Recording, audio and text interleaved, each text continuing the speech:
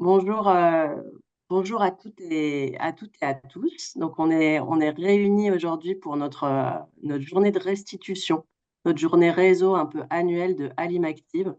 Les personnes continuent à arriver un peu petit à petit.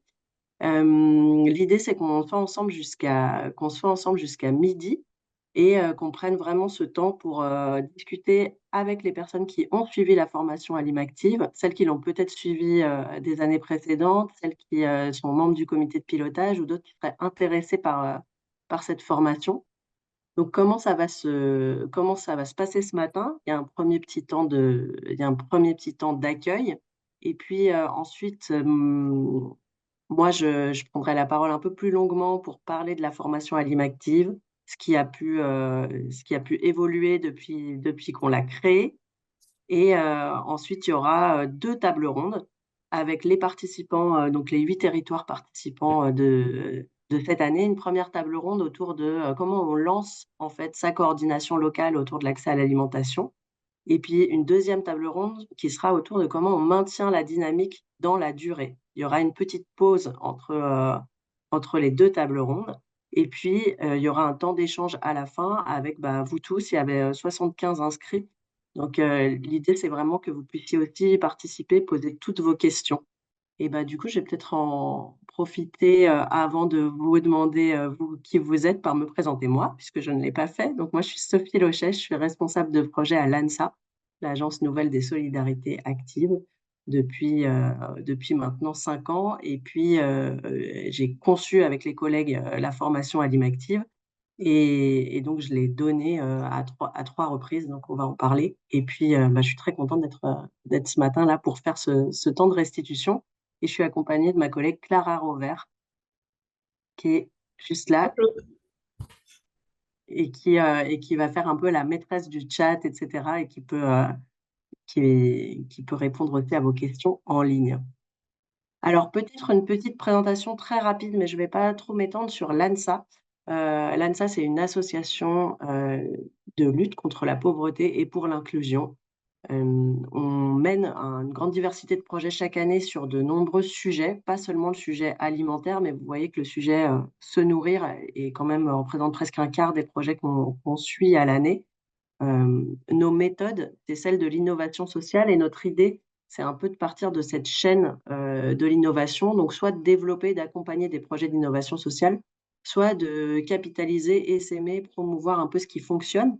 Et cette idée d'Alimactive, elle va un peu à ces deux niveaux-là, puisque d'abord, on est allé un peu étudier ce qui se passait au niveau local dans les coordinations, et puis on a voulu faire en sorte que ça se déploie, et la formation est notre outil dans ce cadre-là. Sur la lutte contre la précarité alimentaire, l'ANSA, on a une grande diversité de projets. On est 5-6 dans l'association à travailler sur ce sujet. D'ailleurs, dans la formation, j'étais accompagnée de Sarah Solchani et puis il y a Valérie Siro aussi qui est venue sur le dernier jour. Et donc, dans ces projets, on a à la fois beaucoup de diagnostics territoriaux, d'études. Parfois, on va appuyer des acteurs directement. Donc, on a travaillé avec Saint-Denis, on a travaillé avec Gennevilliers, par exemple. On s'est intéressé à comment faire les liens entre la restauration collective et le secteur hébergement. On a pu aussi faire de l'évaluation, donc voir comment est-ce qu'un projet fonctionne. Récemment, on a terminé une évaluation auprès de 9 projets portés par des centres sociaux dans la Loire et la Haute-Loire. Donc, on va avoir des projets qui sont assez variés et c'est vrai qu'on s'est beaucoup intéressé et à l'aspect diagnostic, avec un gros diagnostic notamment en Île-de-France, et, et à l'aspect coordination locale. Comment est-ce qu'on peut mieux mutualiser au niveau local les efforts, mieux se répartir les tâches et puis finalement mieux collaborer pour offrir bah, des meilleurs services auprès des habitants, pouvoir mieux orienter, mieux accompagner. En termes de formation, donc quelque chose qui est structurant pour nous, c'est cette formation Alimactive. On a créé une boîte à outils qu'elle est avec. Et puis, on a pu aussi participer à des réflexions au niveau national, notamment dans le cadre du CNA et du Coconupa. Donc ça, c'est un peu l'ANSA et la précarité alimentaire, pour aller rapidement. Et on s'est, excusez-moi, sur Alimactive, ça fait un moment en fait qu'on a lancé ce projet. Et donc là, je voulais juste vous reprendre un petit peu pour ceux qui connaissaient pas, quel changement il y a pu avoir depuis 2020 dans cette formation. C'est vraiment un projet qui s'est construit dans la durée. On a commencé en 2018 et d'ailleurs c'était pas moi, c'était des collègues. On a commencé par un diagnostic de l'aide alimentaire et des coordinations sur un territoire qui était en fait, des, des EPCI, des établissements publics territoriaux de la petite couronne dans le 92 et le 93. Puis on est allé au national observer où est-ce que ça se passait, finalement bien ou de façon intéressante, quelles étaient les pratiques inspirantes de coordination sur, autour de l'aide alimentaire. Au début, on était très centré sur l'aide alimentaire, maintenant on a pas mal élargi. Donc on a sorti cette étude en 2019 et on s'est demandé: «Mais, c'est très intéressant, ces pratiques inspirantes, mais, est-ce que ça va vraiment faire des petits?» Ce qu'il faudrait faire, c'est peut-être faire une formation et puis faire une boîte à outils pour que même les personnes qui ne soient pas allées à la formation puissent, s'en saisir. Et donc on a été suivis là-dessus, dans le cadre d'un projet PNA, donc par la DRIAF et la DRIL et puis par l'ARS et le Conseil régional d'Île-de-France qui nous ont financé en fait toute la conception de cette formation et on l'a donnée la première en 2020. Donc on est passé par un appel à manifestation d'intérêt. On proposait au territoire, «Est-ce que vous voulez suivre cette formation?» à l'IMActive, innovante et puis le comité de pilotage en a sélectionné 8 et on a pu mener cette formation. Mais 2020, c'était en plein covid, en pleine crise sanitaire et donc on a dû mener l'intégralité de la formation, en visio. On a ensuite créé, finalisé toute une boîte à outils, qu'on a rendue, publique en 2021 avec un gros événement en avril 2021 et donc on a décidé de poursuivre la formation en se disant que des territoires allaient être intéressés et pouvoir aussi, mettre au pot commun, même si on n'avait pas de financement externe. Donc on a eu une deuxième promotion avec 4 territoires. Ça, c'était en 2021-2022 et ensuite en 2023, ben, on est retourné faire de la recherche de fonds parce qu'on s'est rendu compte que ça marchait pas trop si chaque, territoire devait aussi, collaborer. Donc on a eu une phase de recherche de fonds et puis, on a relancé un appel à manifestation d'intérêt l'été dernier, enfin en mai dernier sur lesquels on a eu beaucoup de candidatures. On a eu 24 territoires, en Île-de-France essentiellement qui se sont, déclarés, candidats. On en a sélectionné 8 que vous allez, rencontrer aujourd'hui, et qui ont suivi la formation depuis le mois de septembre.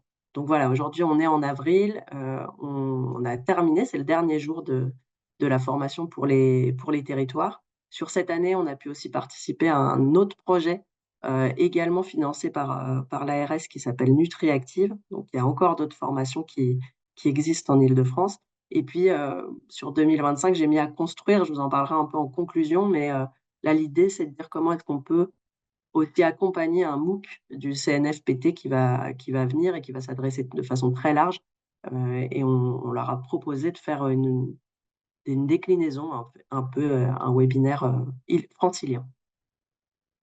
Sur les partenaires d'Animactive, donc déjà, bah, je tiens à remercier l'ARS qui a été vraiment un partenaire fil rouge, qui nous soutient depuis le début et qui nous a permis de refaire cette promotion, en fait, cette année, en Île-de-France. On a eu donc, je les ai mentionnés déjà, d'autres financeurs, aussi le conseil départemental du 93, la métropole de Nantes, qui s'était impliquée, il y a 2 ans et on n'a pas seulement des partenaires financeurs, mais les partenaires, ils sont vraiment associés au moment du jury, en fait, pour sélectionner les territoires qui vont participer à l'IMActive et donc dans ce comité de pilotage jury, on a l'ARS, on a le conseil régional, on a la DRIL, la DRIAF, le conseil départemental du 93 qui est aussi un porteur de projet alimentaire territorial, la métropole du Grand Paris et puis on avait, aussi invité, Sylvie Delaroche de Sens et Avenir, pour, aussi aborder l'aspect santé et pour faire le lien avec le projet NutriActive. Donc c'est ces partenaires qui ont choisi, les participants à la formation à l'IMActive, cette année. Pour, pour revenir sur les territoires et juste pour vous montrer quelques cartes, la première année, donc en 2020, on avait 8 territoires, 6 communes, donc Grigny, Aubervilliers, Saint-Denis, Gennevilliers, Sartrouville, Meaux et puis 2 EPCI, très grands d'ailleurs, la communauté d'agglo Roissy Pays de France et puis, la communauté d'agglo Melun Val de Seine, qui ont participé. La deuxième promotion, on a eu donc que 4 territoires. On n'a pas fait d'appel à manifestation d'intérêt, et ça s'est, un peu ressenti. On avait 2 villes, Nanterre et Montreuil, un département, la Seine-Saint-Denis, donc c'était intéressant parce qu'on avait le porteur de pâtes et le service social. Et puis, la ville et la communauté enfin, la ville et la métropole de Nantes, côté santé et côté, social également. Donc on a eu ces 4 territoires et cette année, sur les 23 candidats, donc on en a retenu 8, essentiellement des communes et un arrondissement. Donc vous allez les entendre après, je ne vais pas tous les citer, mais vous voyez qu'en fait, on arrive, sur la carte de droite à être présent, enfin avoir, été présent sur tous les départements franciliens, sur une vingtaine de territoires, voilà, depuis 2020, qui commence quand même à faire un petit réseau un peu étoffé et on l'espère à créer une dynamique un peu plus globale. En matière de contexte, c'est vrai que le contexte, il a beaucoup évolué, sur ces 4 dernières années. Peut-être des points clés pour nous qui ont pu impacter la formation, c'est d'abord, l'inflation très forte et finalement une augmentation des difficultés en matière alimentaire, qui fait qu'il y a une vraie recherche en fait, de solutions au niveau local parce qu'on voit que, il y a de la saturation dans les associations, il y a des difficultés, des publics qui évoluent, heu et donc, quelque part, un questionnement aussi des pouvoirs publics de qu'est-ce qu'on peut faire pour améliorer l'accès à l'alimentation de tous, qui se situe un peu sur 2 volets. Comment est-ce qu'on renforce ou professionnalise l'urgence, pour, répondre à des demandes, très fortes? Et en même temps, comment est-ce qu'on développe d'autres choses, des alternatives peut-être à l'aide alimentaire, distributive traditionnelle? Et là, on voit aussi un foisonnement d'activités. En même temps, sur ces 4 ans, on a eu, des projets alimentaires territoriaux franciliens qui se structurent. Il y en a 13 aujourd'hui, il y en a 5 qui sont vraiment axés autour de la question de la cohésion sociale et moins sur le trait agro. Donc c'est, Roissy, Seine-Saint-Denis, Plaine Commune, Fontenay et Gennevilliers. Et puis en plus, on a 2 PAT d'échelon départemental, Paris et la Seine-Saint-Denis, donc qui eux aussi peuvent, proposer une dynamique d'accès à l'alimentation, d'ampleur. Sur ces quelques années, on a aussi eu plus de données, on avait très peu de données. Il y a eu, le diagnostic régional, qu'on a mené avec le Crédoc et puis avec Action contre la faim, qui donne quand même une vision d'ensemble et qui permet aux communes de se placer les unes par rapport aux autres. Il y a eu une enquête de l'INSEE qui s'est centrée sur toute la France, mais il y a une enquête INSEE-DRES spécifique au public de l'aide alimentaire en Île-de-France. Il y a eu plusieurs enquêtes sectorielles, qui ont été aussi intéressantes et qui ont été menées en Île-de-France, notamment par Action contre la faim.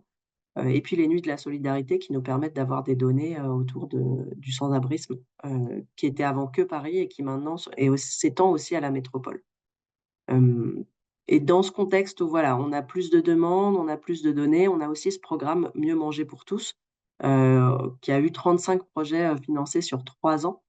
Et en même temps, on voit qu'il y a un contexte aujourd'hui budgétaire qui se tend, ou peut-être des projets qui avaient été lancés dans le cadre de France Relance ou, pendant la crise covid, ont, des questionnements sur comment se pérenniser. Donc ça, c'est peut-être un portrait un peu global sur, le contexte en Île-de-France. Pour revenir sur la formation, on n'a pas changé, les objectifs de la formation. Ils n'ont pas, du tout évolué, au fil de Au fil de l'eau, c'est resté l'objectif, c'était mener une instance de coordination de lutte contre la précarité alimentaire à l'échelle locale.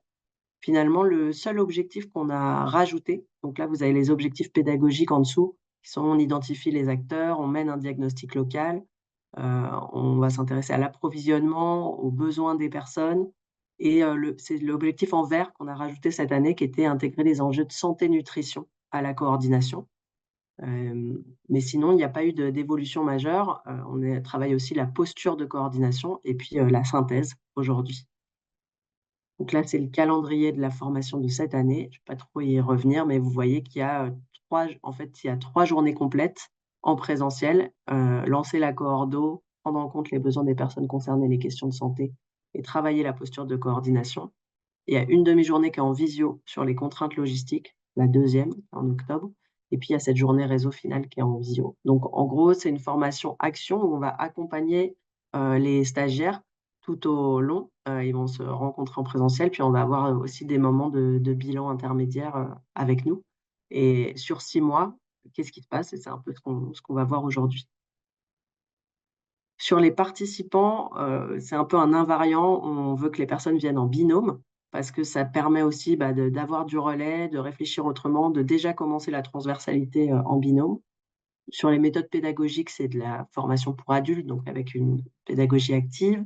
En termes d'intervenants, on n'est pas seul à intervenir, donc moi j'interviens, mais il y a aussi, bah, il y avait Sarah Solchani, il y a aussi des personnes concernées, des chercheurs, des membres, d'associations et des institutionnels qui interviennent.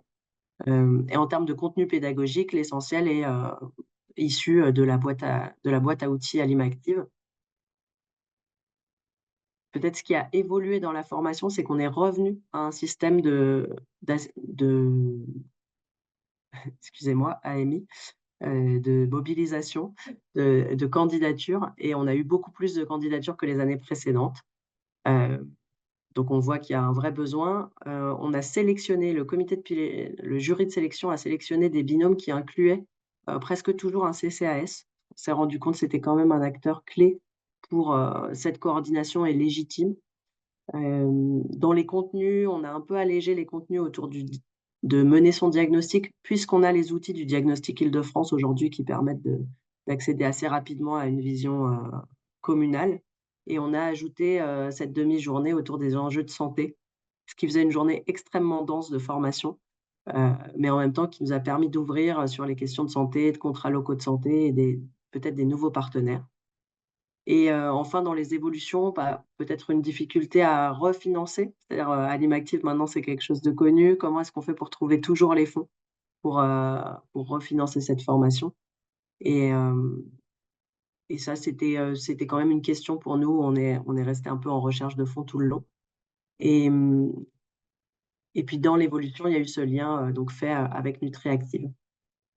Ici, on voit les intervenants qui aussi on essaye de se renouveler un peu chaque année et de pas proposer toujours les mêmes intervenants. Donc cette année, notamment pour conclure, c'était le CCAS de Bordeaux qui est venu, parler de sa coordination. Donc c'était assez intéressant de voir, une métropole qui a tiré le fil, assez loin, de l'accès à l'alimentation pour tous. Et puis pour conclure, on avait évalué la première formation, à l'IMActive et donc, à la suite de l'évaluation, il y avait des préconisations et il y en avait 8 et je dirais qu'on a réussi quand même, pas mal à les mettre en place, sauf celle des temps après la formation puisqu'on est toujours un petit peu bloqué sur les financements. Donc là, c'est vraiment le dernier jour pour les participants. Néanmoins, on a réussi à proposer, un entretien au début quand on sélectionne les dossiers, à faire presque toute la formation en présentiel, ce qui est vraiment, qui favorise vraiment les échanges. À privilégier une participation au niveau communal parce qu'on s'est rendu compte que même si le niveau départemental ou EPCI était très intéressant, on pouvait, c'était plus facile d'avoir un groupe, où tout le monde était, au même échelon. S'assurer du soutien politique, on le fait en demandant une lettre d'engagement au début de l'entrée en formation et puis maintenir, le système d'appel à manifestation d'intérêt pour sélectionner les territoires. On sent que ça fait une différence d'avoir été un peu, choisi, dans le cadre d'une candidature, et enfin mieux intégrer l'échelon départemental qui était la dernière préconisation. On l'a fait en intégrant, le conseil départemental du 93 au comité de pilotage, mais c'est vrai qu'on observe relativement peu de liens entre, finalement les coordinations départementales, qui qui existent en Île-de-France et puis nos coordinations locales, communales. Voilà pour le tour sur les changements sur Alimaktive. Est-ce qu'il y a eu sur le chat ou est-ce que là vous auriez, des questions sur cette formation ou sur le choix des participants? Je vois pas le chat, j'ai redésactivé. Il y a pas de questions dans le chat, Il Sophie. y a pas de questions? Eh ben, s'il y a pas de questions, je vous propose qu'on continue du coup, plutôt avec la table ronde. Hem, alors, je vais repartager mon écran. Voilà. Alors la première table ronde, elle va durer à peu près, 30 minutes, puis on aura 15 minutes de questions. Donc si vous avez des questions qui vous viennent pendant, n'hésitez pas à les mettre dans le chat et puis on les reprendra à la fin. Hem, pour cette table ronde, l'idée c'était de d'avoir 4 territoires, plus je présenterai, le territoire d'Évry-Courcouronnes qui a pas pu être présent, ce matin, mais qui tenait à aussi, partager ses avancées. Donc la table ronde, c'est un petit peu notre grand oral de la fin de la formation. L'idée, c'est de présenter ce qui se joue dans Alimactive au niveau local. Et donc les 4 territoires présents, sont représentés par 8 personnes. Alors dans les partenaires de Bondy, Adélaïde Dosreis devra partir pour une urgence assez vite, donc on va commencer par Bondy. Mais vous voyez, c'est les participants, à la formation à l'IMActive, qui sont quand même assez variés. Donc Lucille Vigourou est chargée de projet au Lab 3S à Bondy, Adélaïde Dosreis qui s'occupe du projet Territoire zéro chômeur de longue durée, du coup pour Reste Ensemble, mais le projet est vraiment sur, un quartier de Bondy. Pour Villiers-le-Bel, il y a Anita Pedro qui est responsable de l'épicerie sociale et Fatia Aitakawali qui est directrice adjointe. Pour Pierrefitte, Séverine Pierre, la directrice du CCAS et Cathy Quistin qui est, référente animation, prévention et promotion de la santé. Et pour Savigny, Cindy Bounet qui est assistante sociale, au CCAS et Abderrazak Ben Salem qui est directeur de Génération, qui est, une plateforme, logistique, d'appui aussi, à l'accès à l'alimentation. Alors, bah, peut-être je vais commencer par la première question qui est un peu la même question pour tout le monde. J'ai demandé à chacun un peu de préparer, pour vous, quelle est la spécificité de votre territoire en matière d'accès, à l'alimentation? Et finalement, pourquoi est-ce que vous avez souhaité vous lancer, dans Alimactive? Enfin, qu'est-ce qu'il y avait d'important à coordonner? Et pourquoi est-ce qu'il y avait ce besoin? Donc peut-être je peux commencer par Bondy, heu, et Adélaïde? Oui, merci, merci Sarah. Alors nous, Bondy, donc, et plus spécifiquement Bondy Nord, il y a plusieurs enjeux, que ça soit Bondy Nord et pas seulement Bondy. Évidemment, ça reste le 93 avec des enjeux qui sont communs à toutes les villes. Là, Bondy Nord, on a plusieurs spécificités et la première, c'est d'abord cet enclavement qu'on voit là, géographique, donc coupé du sud de la ville par le canal et sur le côté par la RN3. Et cet enclavement-là, il n'est pas que géographique, il est aussi dans les imaginaires et il est aussi dans le type de population qu'on retrouve à Bondy Nord, et notamment avec une population qui est très fortement touchée par la privation d'emploi, d'où le fait que le projet soit implanté sur ce quartier, et avec un taux de pauvreté donc, qui dépasse ce qu'on peut retrouver sur d'autres parties de la ville. Et donc, ce quartier-là fait partie d'un QPV intercommunal, et donc on retrouve 40% presque de taux de pauvreté sur ce territoire. Et à cela s'ajoute donc un accès à l'alimentation qui, là aussi, est un des enjeux premiers qu'on a pu repérer, qu'on a fait nos premiers diagnostics de terrain, partagés par diagnostics évidemment départementaux, mais aussi très locaux, et de ce que nous, on a pu voir dans nos rencontres avec les habitants, où on retrouvait cet enjeu premier d'un accès à l'alimentation qui soit ouvert à tous. Et pour donner un exemple simple, on donne un seul. Cet été, le Lidl, le seul endroit du quartier où les personnes pouvaient accéder à l'alimentation à un prix assez modeste, a été fermé suite aux émeutes urbaines. Et ça a engendré donc là un gros problème d'accès pour les habitants. Et donc c'est ce qui a mis un peu l'emphase sur un problème qui en fait est latent. Pourquoi une coordination? En fait, suite au diagnostic qui avait été réalisé par le Lab 3Z, puis par Territoire Zéro Chômeur, l'identification du besoin alimentaire, qui était le premier besoin pardon, remonté, euh, que ce soit par les habitants ou les acteurs institutionnels. Le fait également que, en matière d'aide alimentaire sur le quartier, il y a une très très forte solidarité entre voisins, une très forte solidarité citoyenne, mais pour autant, il y a peu de gros acteurs de l'aide alimentaire. Et les acteurs présents ont déjà exprimé le fait que bah, ils peuvent couvrir un certain nombre de repas, mais pas suffisamment. Donc le fait que l'aide alimentaire qui est disponible en tout cas, ne permette pas de couvrir tous les besoins. Mmh, Ouais, comme je le disais, du coup, il y a beaucoup de petites structures de solidarité entre voisins, et du coup des structures assez isolées.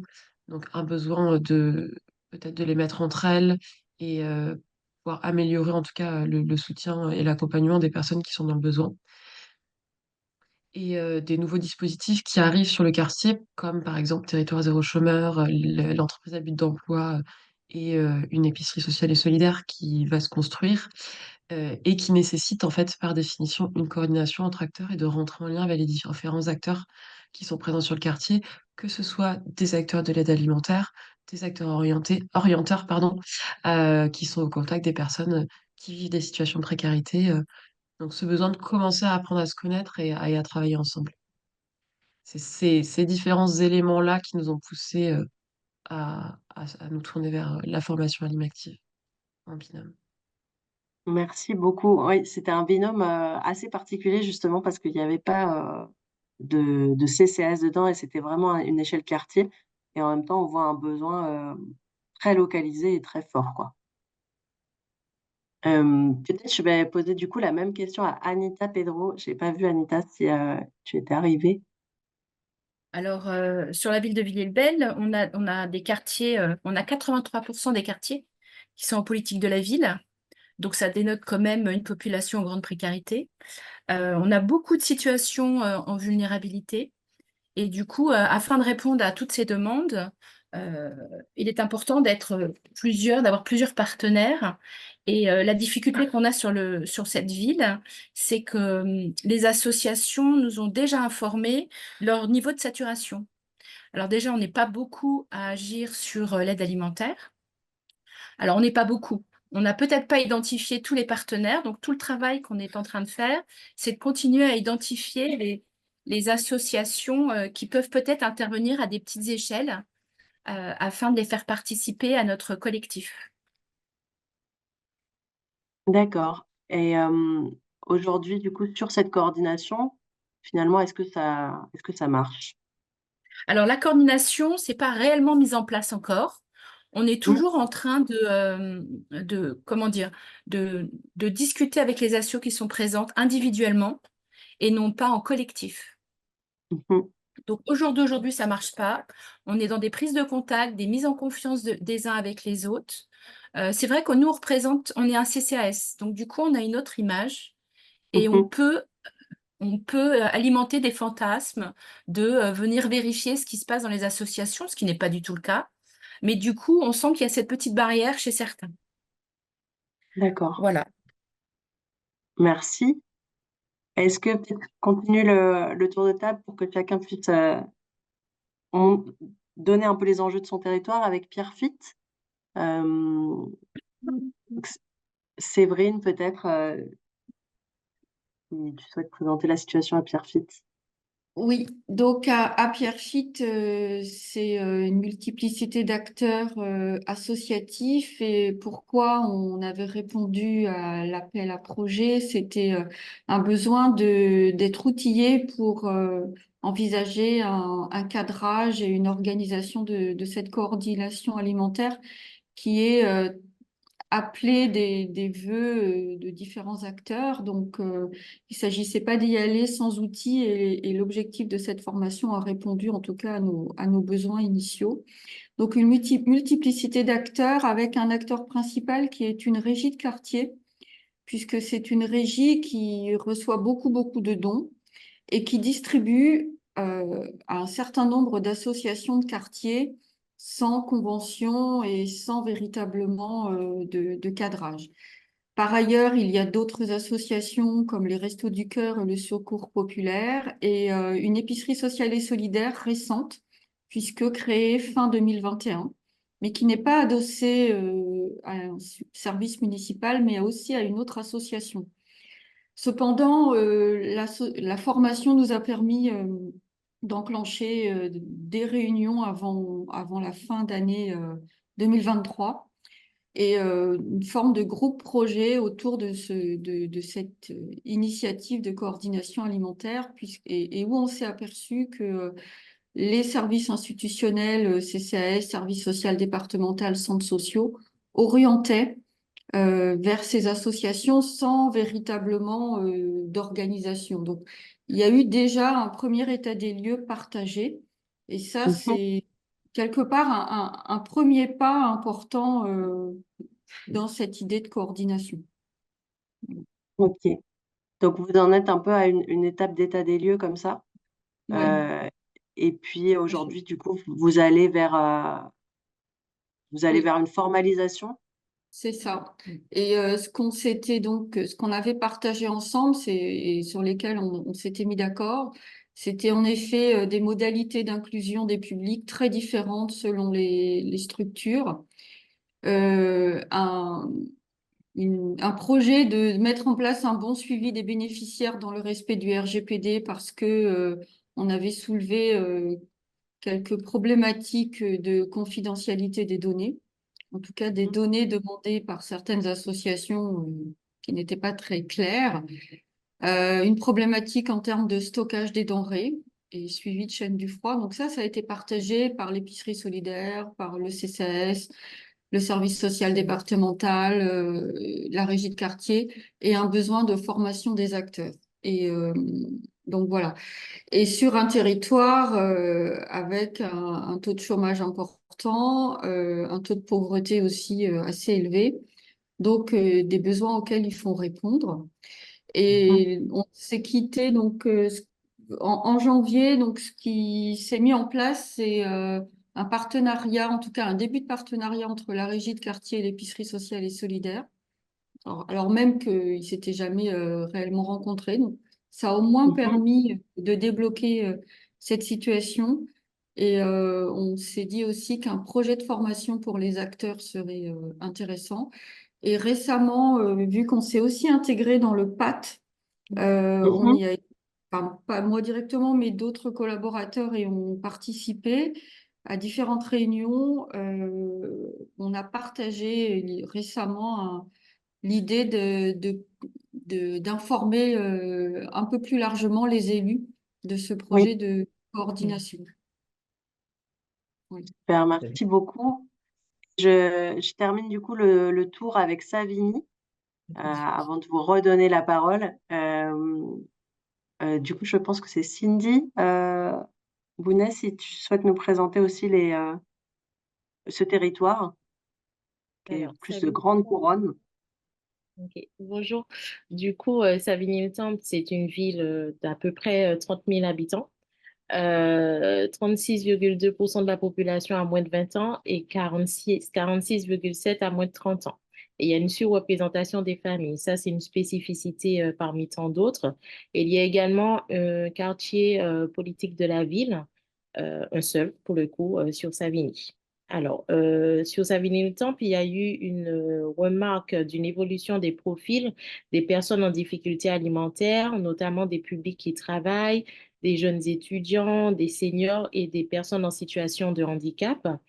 Et il y a eu en fait l'aspect où on a remarqué que ce public ne peut pas forcément bénéficier des aides alimentaires auprès des associations, des grandes associations dites lambda, telles que la Croix-Rouge, Secours populaire, les Restos du Cœur et Secours catholique. Donc, il y a eu une volonté de la commune de renforcer la coordination de la prévention alimentaire, d'où le travail de proximité qui a été fait avec Génération, entre autres, et le CCAS. Donc, une autre spécificité de la ville, c'est que sur Savigny-le-Temple, il y a 2 hôtels sociaux euh, sur Savigny même et 5 hôtels sociaux sur le territoire. Et il y a la présence des acteurs d'aide alimentaire qui se retrouvent tous sur Savigny-le-Temple, notamment la Croix-Rouge, le Secours populaire, les Restos du Cœur, Secours catholique et l'association Génération. Donc, la collaboration entre Savigny-le-Temple, pardon, et le CCAS et Génération a permis d'offrir justement à ce type de public une offre alimentaire plus large. Euh, voilà, je crois que c'est ça un petit peu. Je crois que j'ai un peu tout dit. Voilà. Effectivement, l'idée pour compléter euh, les propos de Cindy, c'était effectivement, surtout suite à la Covid, de proposer en fait quelque chose de complémentaire au regard, enfin, en termes d'aide alimentaire, au regard des nouveaux profils, nouveaux publics qui se retrouvaient dans des situations difficiles, notamment donc avec la question du chômage partiel. Il faut se remettre dans le contexte de l'aide alimentaire, de la Covid-19, et du coup chômage partiel, donc des personnes qui n'osaient pas là non plus aller solliciter les partenaires historiques de l'aide alimentaire présents sur la commune.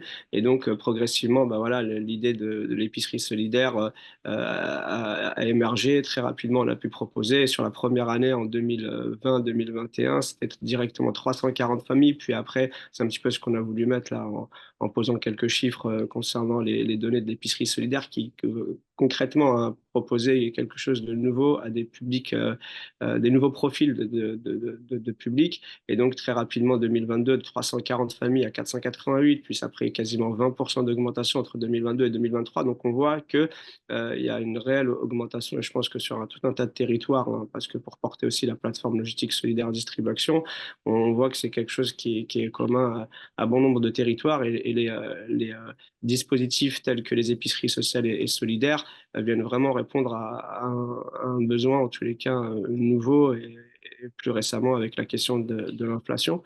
Voilà, donc si c'était juste pour ajouter ces éléments-là à la présentation, en tous les cas, de. Merci. Merci beaucoup. Et puis c'était vraiment intéressant pour nous aussi d'avoir un acteur logistique dans le cadre de cette formation pour comprendre aussi tout un tas d'enjeux voilà, autour du don, de la ramasse et de la redistribution. Je vais juste, avant de vous redonner la parole sur la suite de la table ronde, me faire le porte-voix euh, de Ivry Courcouronne, donc Élysia Cavalier-Bellour et Maria Bano, qui sont deux chargées de mission en fait de la ville d'Évry-Courcouronne, une plutôt côté cohésion sociale CCAS et l'autre plutôt question côté santé, qui n'ont pas pu être là parce qu'elles avaient, enfin, qui n'ont pas pu être là et qui ont vraiment voulu quand même intervenir. Elles souhaitaient nous partager juste leurs avancées. Euh, donc, leur projet, c'est vraiment la mise en place d'une coordination des associations solidaires de l'aide alimentaire qui s'appellera donc la CASA. Le territoire d'Évry-Courcouronne, un peu comme pas mal d'autres peut-être villes de banlieue parisienne, bah, est marqué par beaucoup de quartiers prioritaires de la ville, donc la moitié de la population qui vit dans 9 quartiers prioritaires, une population plus immigrée peut-être qu'en France métropolitaine, une population avec un taux de pauvreté quand même très élevé qui est quasiment à un quart et de très nombreuses familles monoparentales. Donc, on peut aussi imaginer une population assez jeune. Euh, et au niveau de la ville d'Évry, ce qui les intéressait, c'était beaucoup de faire le lien entre la question de l'accès à l'alimentation et la question santé. Euh, et donc, la décision qui a été prise, c'est d'inscrire en fait cette coordination dans le contrat local de santé. Donc autant la coordination en elle-même, elle n'a pas encore commencé. Par contre, elles sont allées voir d'autres niveaux, puisqu'il y a une coordination qui était existante au niveau de l'EPCI et une autre au niveau départemental en Essonne. Et donc, elles ont réussi au dernier COTEC du 4 avril à faire, avec les institutions signataires du contrat local de santé, donc c'est l'ARS, la CEPAM, la préfecture, la ville d'Évry, l'agglo, le département, l'éducation nationale et le centre hospitalier à faire inscrire en fait la question de l'accès à l'alimentation dans le CLS. Donc c'est dans l'axe 4 et puis qui concerne en fait les déterminants de la santé. Et donc l'alimentation étant un déterminant de santé, elles ont fait inscrire l'action de la coordination dans ce CLS. Euh, et donc, l'idée, c'est vraiment d'agir en complémentarité avec ces cordeaux qui existent, mais surtout d'aller chercher des acteurs supplémentaires à ce qui existe déjà autour du CCAS. Donc, elles ont déjà repéré les acteurs, euh, elles ont mené un premier pré-diagnostic un peu en bilatéral et elles sont prêtes à lancer leur coordination. De ce que j'ai compris, on attend aussi des disponibilités, de trouver des dates de disponibilité des, des élus. Donc voilà, j'espère que je me suis fait bien la porte-voix de Évry-Courcouronne. Euh, Peut-être pour revenir sur sur notre tour de table. Donc, on a compris que dans chaque territoire, il y avait des enjeux, des besoins, des partenaires qui étaient a priori mobilisés. En même temps, on voit que c'est pas encore complètement lancé. Aujourd'hui, donc, on a compris que Villiers-le-Bel, c'était un petit peu en cours. À Pierrefitte, il y a un état des lieux. Peut-être à Savigny et à Bondy, si vous voulez nous dire un peu plus où vous en êtes dans la coordination. Sur Bondy, on a commencé à lancer la coordination. On a, suite aux premières sessions de réunion enfin, de la formation Alimactive, on a commencé à enclencher les choses. On a fait une première réunion en janvier. En fait, sur la fin d'année, on a contacté les acteurs. On s'est rendu compte aussi avec Adélaïde que de par l'activité du Lab 3S et les projets qu'on a menés sur le quartier, on commençait, enfin, de notre côté, Lab 3S, on commençait à avoir échangé, travaillé avec un certain nombre d'acteurs du quartier. Adélaïde, de son côté, avec la mise en place du territoire zéro chômeur sur le quartier, sur le même quartier, avait également commencé à travailler, à être bien en contact avec un certain nombre d'acteurs. Et on s'est retrouvé en fait avec des acteurs qui étaient complémentaires et qui étaient Mmh. intéressants à associer à la coordination. Du coup, on a fait quelques échanges individuels, on a aussi lancé des mails un petit peu à tout le monde. Alors, on s'était fait une assez longue liste. On pensait réaliser une première réunion en fin d'année. On n'a pas réussi parce que on avait peu de retours en fait. Donc on a Mmh. pris plus de temps et on se mettait une certaine importance à avoir le maximum de personnes autour de la table. Donc on a fait des relances, fait des échanges individuels pour une première réunion qui s'est finalement déroulée en janvier, euh, où on n'a pas eu tous les acteurs qu'on avait contactés autour de la table, mais où on s'est aussi dit, bon, il y a un moment donné, il faut qu'on y aille, il faut qu'on se lance, il faut qu'on mette du Mmh. concret. Et puis petit à petit, on raccrochera de nouvelles personnes. Et on a été assez enfin, agréablement surprise de ce qui est ressorti de cette première réunion. On avait des acteurs qui étaient très contents d'être réunis, qui étaient intéressés par le sujet. On avait des personnes qui étaient plutôt acteurs qui accompagnent les publics en situation de difficulté et de précarité, qui sont plus orienteurs du coup. On avait un acteur assez important sur le quartier qui fait accueil de jour et distribution de repas, une association plus petite qui fait aussi de la distribution ponctuelle de colis ou de repas. Mmh. Donc des acteurs assez variés quand même autour de la table. Et du coup, voilà, qui étaient contents d'apprendre à se connaître. Qui ont souligné aussi, enfin, ce qui est ressorti de la réunion, c'est ce besoin d'interconnaissance entre acteurs.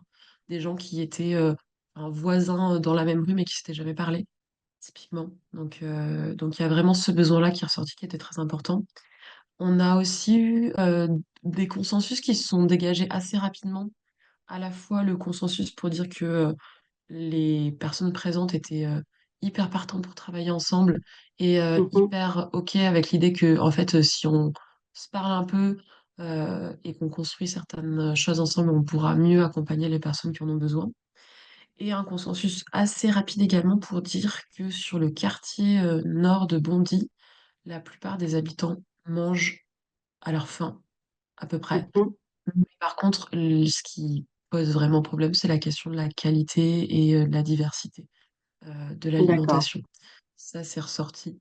Et du coup, dans la foulée de ça, ce qui est aussi ressorti, et qui a vraiment été poussé par les personnes qui étaient, enfin les acteurs qui étaient là, c'est en fait, dès la prochaine réunion, il faut inclure les gens qui vivent ces situations de précarité et qu'on Mmh. prenne leur parole en compte dans nos réflexions.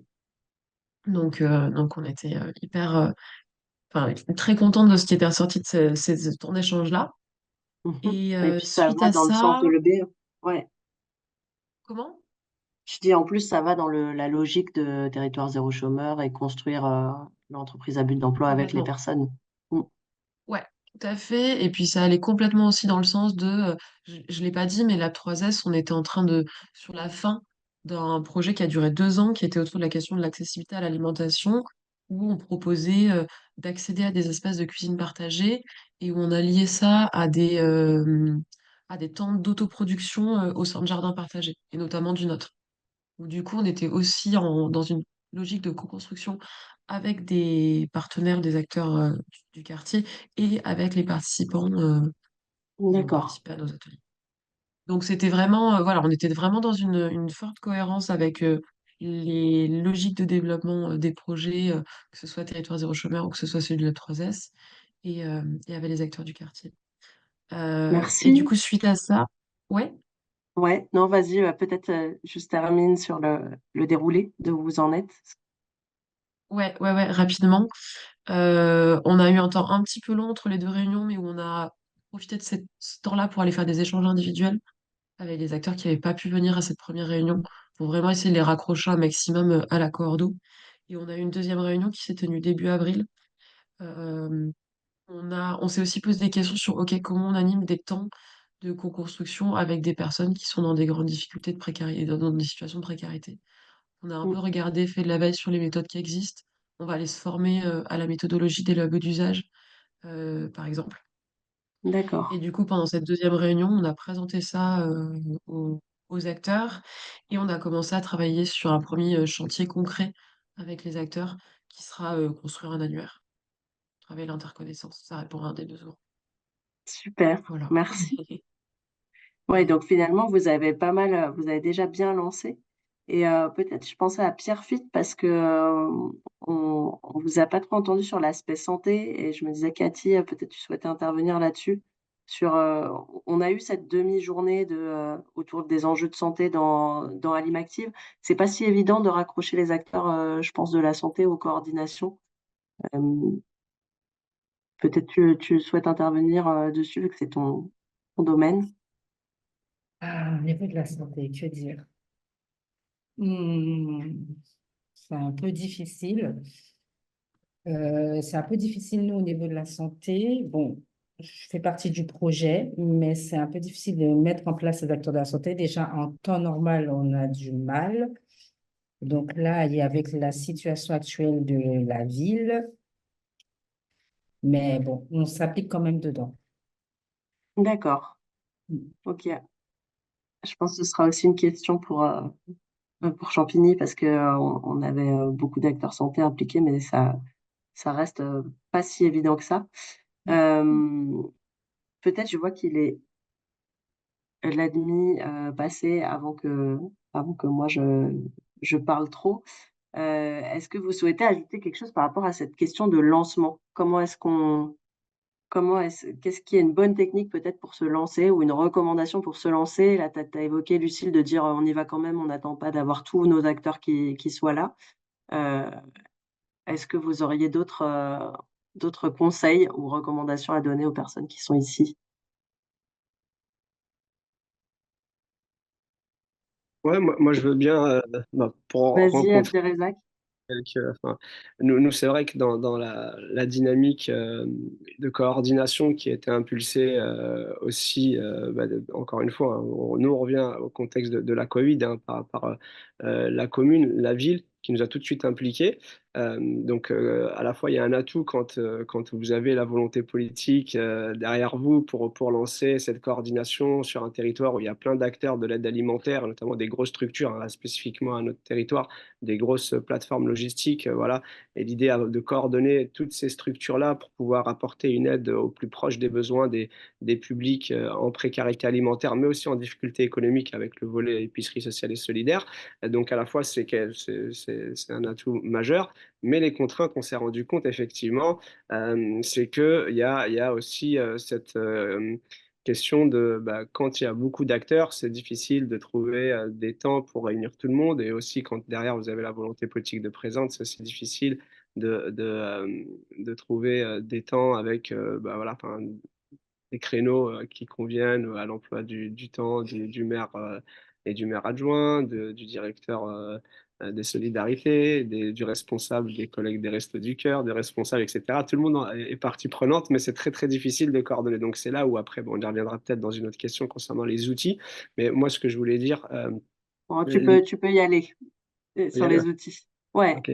L'idée, c'était ça, c'était à la fois me semble-t-il, hein, moi c'est ce que j'ai pu retenir de cette expérience, même si on est encore dedans, on a encore un peu de mal justement à coordonner tout ça parce que tout le monde est partie prenante, mais le maire veut être là, mais son emploi du temps, lui, laisse tomber. De l'autre côté, tu as, voilà, t'as tous les autres acteurs de terrain associatif et chacun est dans ses trucs, mais Ce que je voulais dire, c'était que, bien évidemment, le message qu'il faut renvoyer, surtout quand on porte quelque chose, moi, c'est ce dont je me suis rendu compte, c'est que l'idée, c'est que chacun a son importance, chacun, enfin, il n'y a rien déjà de construit, c'est-à-dire c'est limite, nous on propose, mais tout le monde est responsable, tout le monde est comment dirais-je, co-porteur du truc. C'est pas d'arriver tout de suite avec c'est nous. Moi, c'est ce dont je me suis rendu compte, à petite association avec le CCAS qui allons porter le truc et vous derrière vous prenez. Non, non, c'est ensemble qu'on veut. Nous, on vous soumet juste l'idée, c'est tous ensemble et chacun est responsable, chacun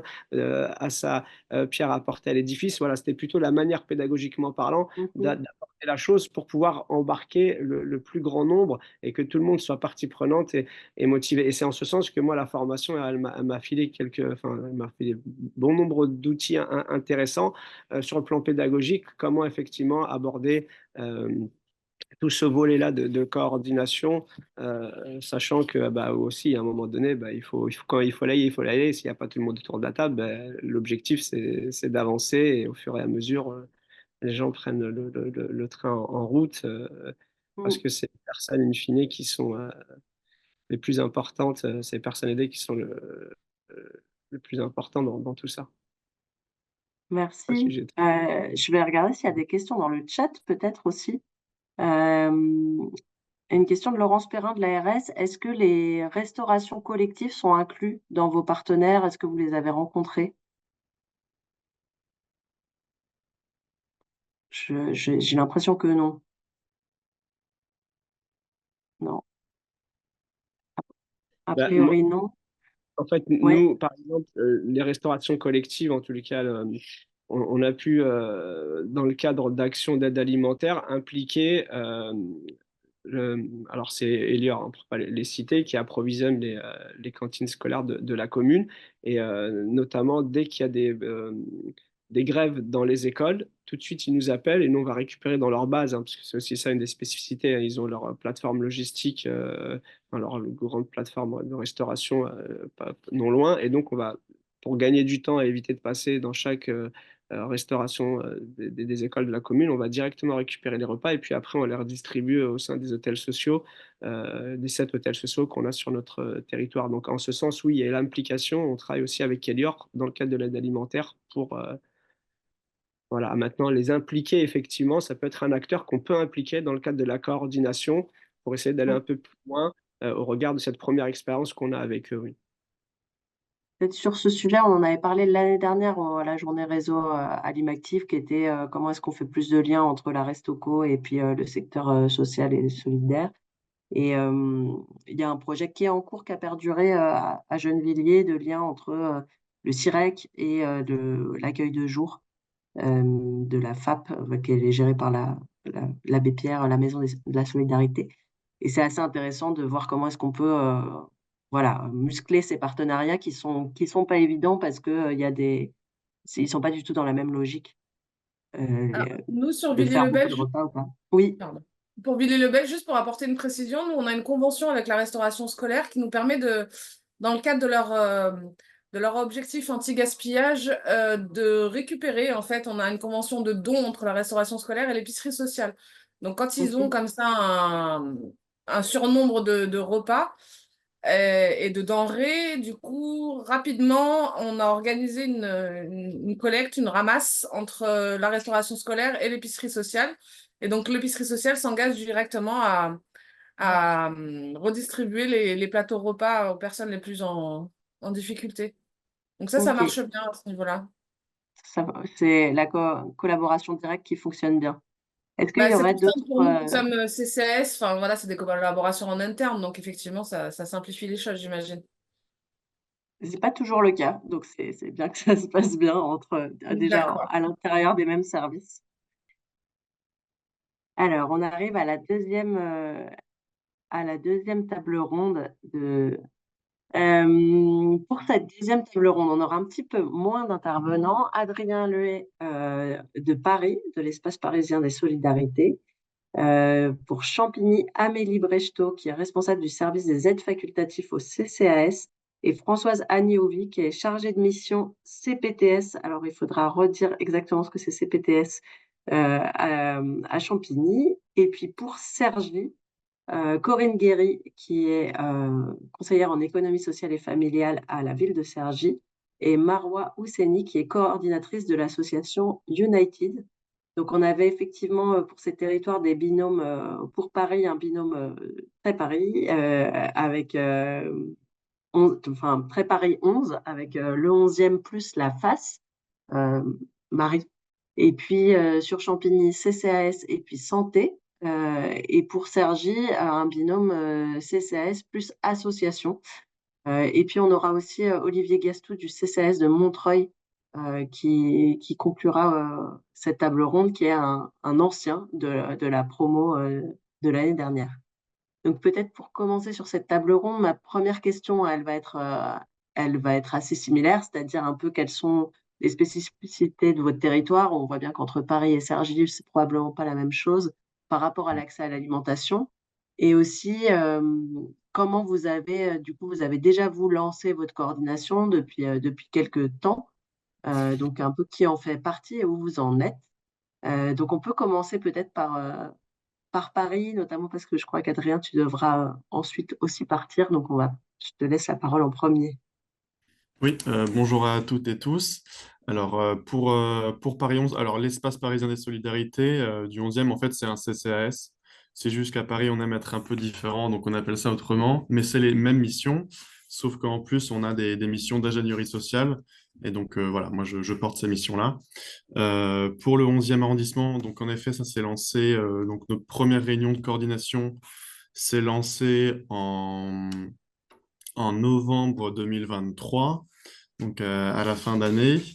Les spécificités pardon, du 11e arrondissement, donc vous connaissez sûrement, c'est un arrondissement très, très dense, donc près de 140 000 habitants dans un territoire assez petit, et une densité aussi dans la présence d'associations aussi.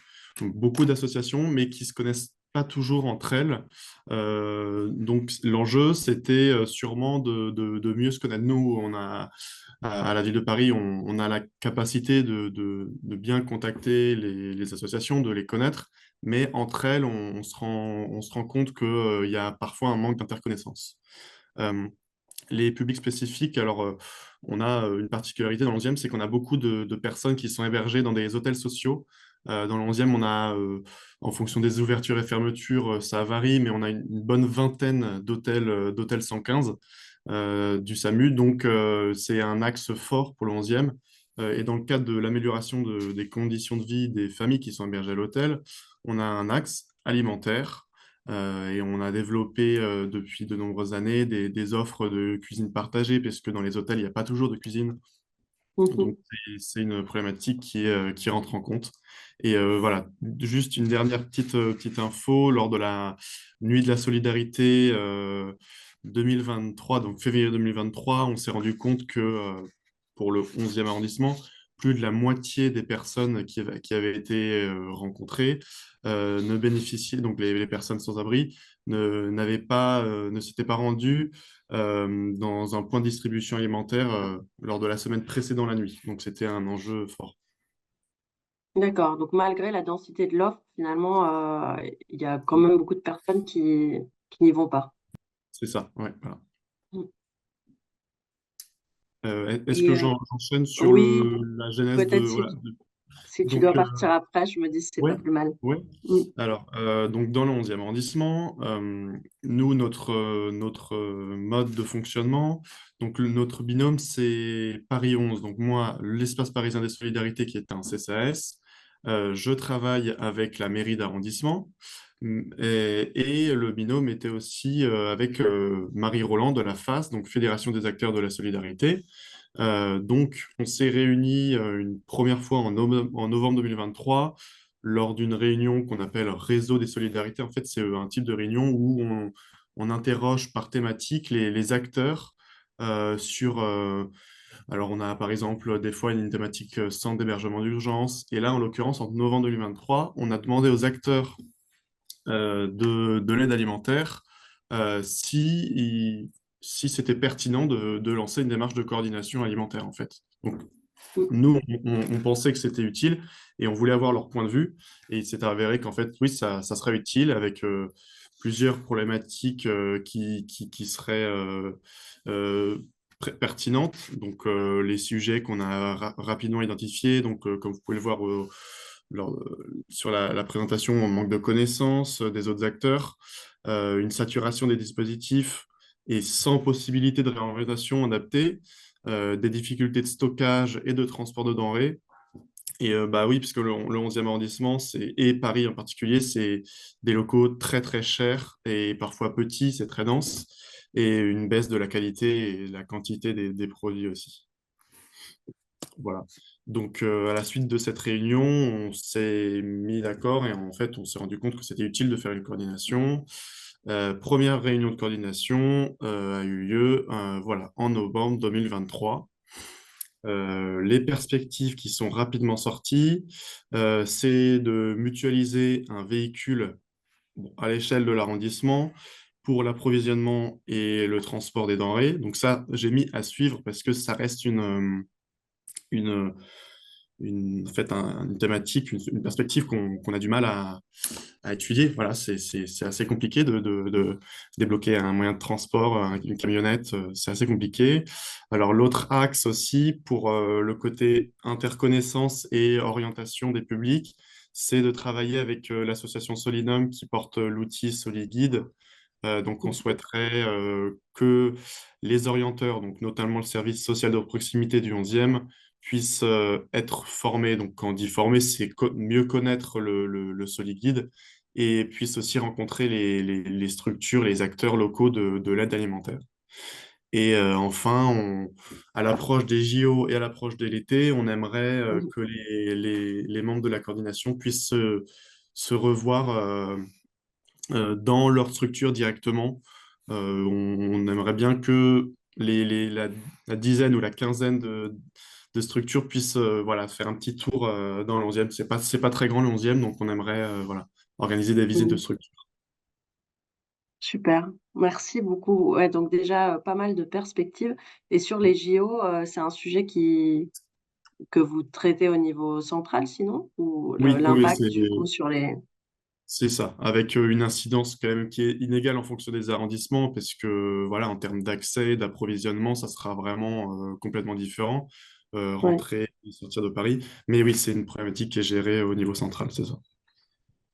Et peut-être avant que tu t'en ailles, moi j'avais juste une question qui était vraiment par rapport à Paris. Il existe une instance de coordination au niveau parisien qui est en place depuis pas mal d'années déjà. Philippe Marsaudon était venu nous la présenter en 2020. Comment est-ce que ça se relie et comment vous faites pour pas sursolliciter les acteurs entre l'arrondissement et le niveau Paris, quoi?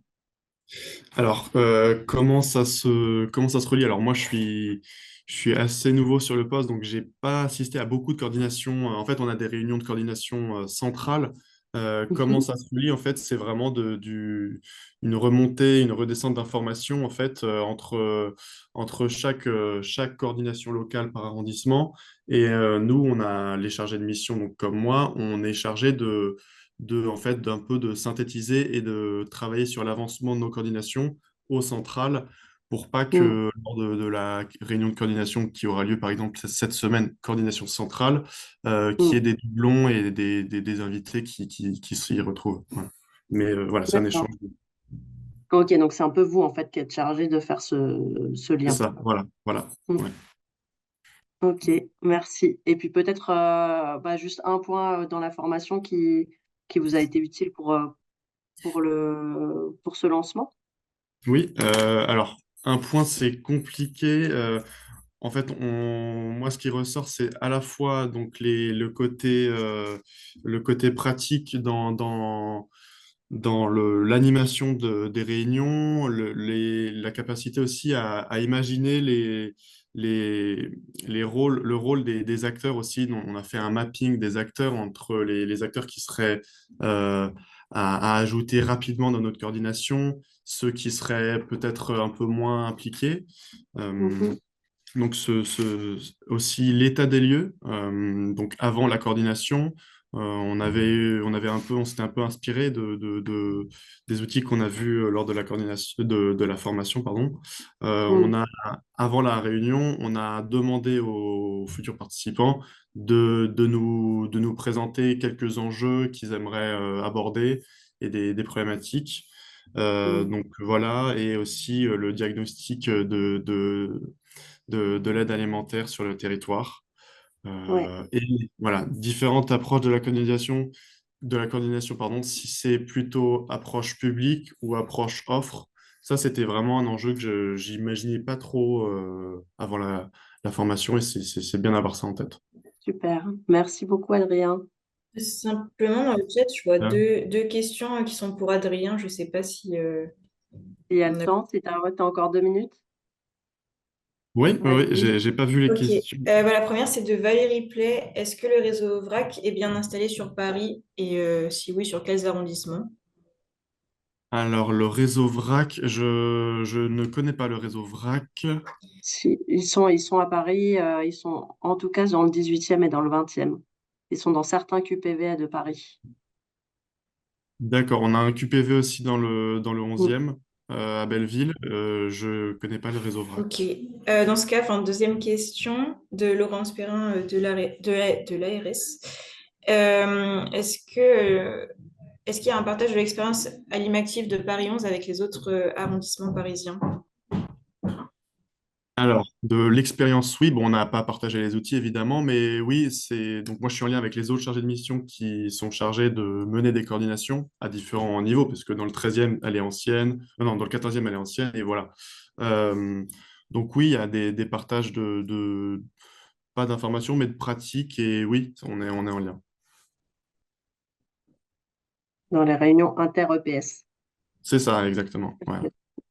Ok, merci beaucoup. On peut te laisser filer à ton autre réunion urgente. Désolé, Et désolé. peut-être, pas de problème, et peut-être donner la parole du coup à Champigny et à Sergi sur, voilà, sur où vous en êtes déjà, avant d'échanger sur comment on maintient, puisque vous avez ça fait je crois 2 ans et 6 ans que les cordeaux existent dans vos territoires, ou 1 an peut-être.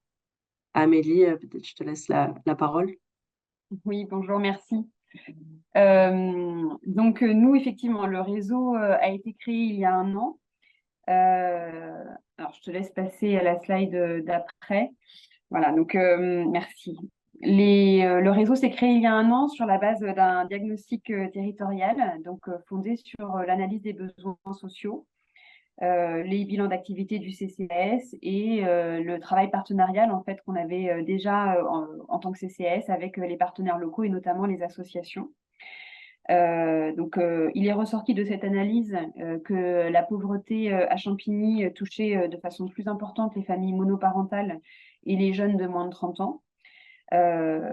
Parallèlement, sur nos rapports d'activité, on observe que les aides facultatives du CCS sont pour 70% d'entre elles consacrées à l'aide alimentaire et sont en augmentation constante depuis environ 3 ans, avec une augmentation de 20% d'activité par an en moyenne. Malgré cette augmentation, on a quand même des retours qui nous donnent à voir une problématique de non-recours aux aides, avec des associations qui nous alertent sur le fait qu'elles ont de plus en plus de demandes et que les bénévoles sont démunis, voire confrontés à un sentiment d'impuissance concernant l'accès aux droits des bénéficiaires. Du coup, on a créé le réseau en se disant que c'était pertinent de pouvoir s'épauler les uns et les autres et mieux orienter les usagers, améliorer la connaissance des acteurs en fait, de l'action sociale sur la ville. Donc, le réseau a démarré en décembre 2022. La coordination est portée par le CCAS avec un pilotage en soutien de la part de la CPTS, donc Françoise qui pourra dire ce que c'est la CPTS. La CPT, c'est la communauté professionnelle territoriale de santé du territoire. En fait, c'est une association créée par les professionnels de santé de la ville de Champigny, les professionnels libéraux, salariés également, et on travaille à améliorer l'offre de soins sur le territoire et le parcours de santé des patients. En général, C'est un c'est dispositif financé. oui, c'est ça. C'est un dispositif financé qui est financé par la CIVAM et également par l'ARS. Et donc, en duo avec Françoise, on coordonne, enfin moi je coordonne et elle m'appuie dans le pilotage sur certaines actions en lien avec la santé.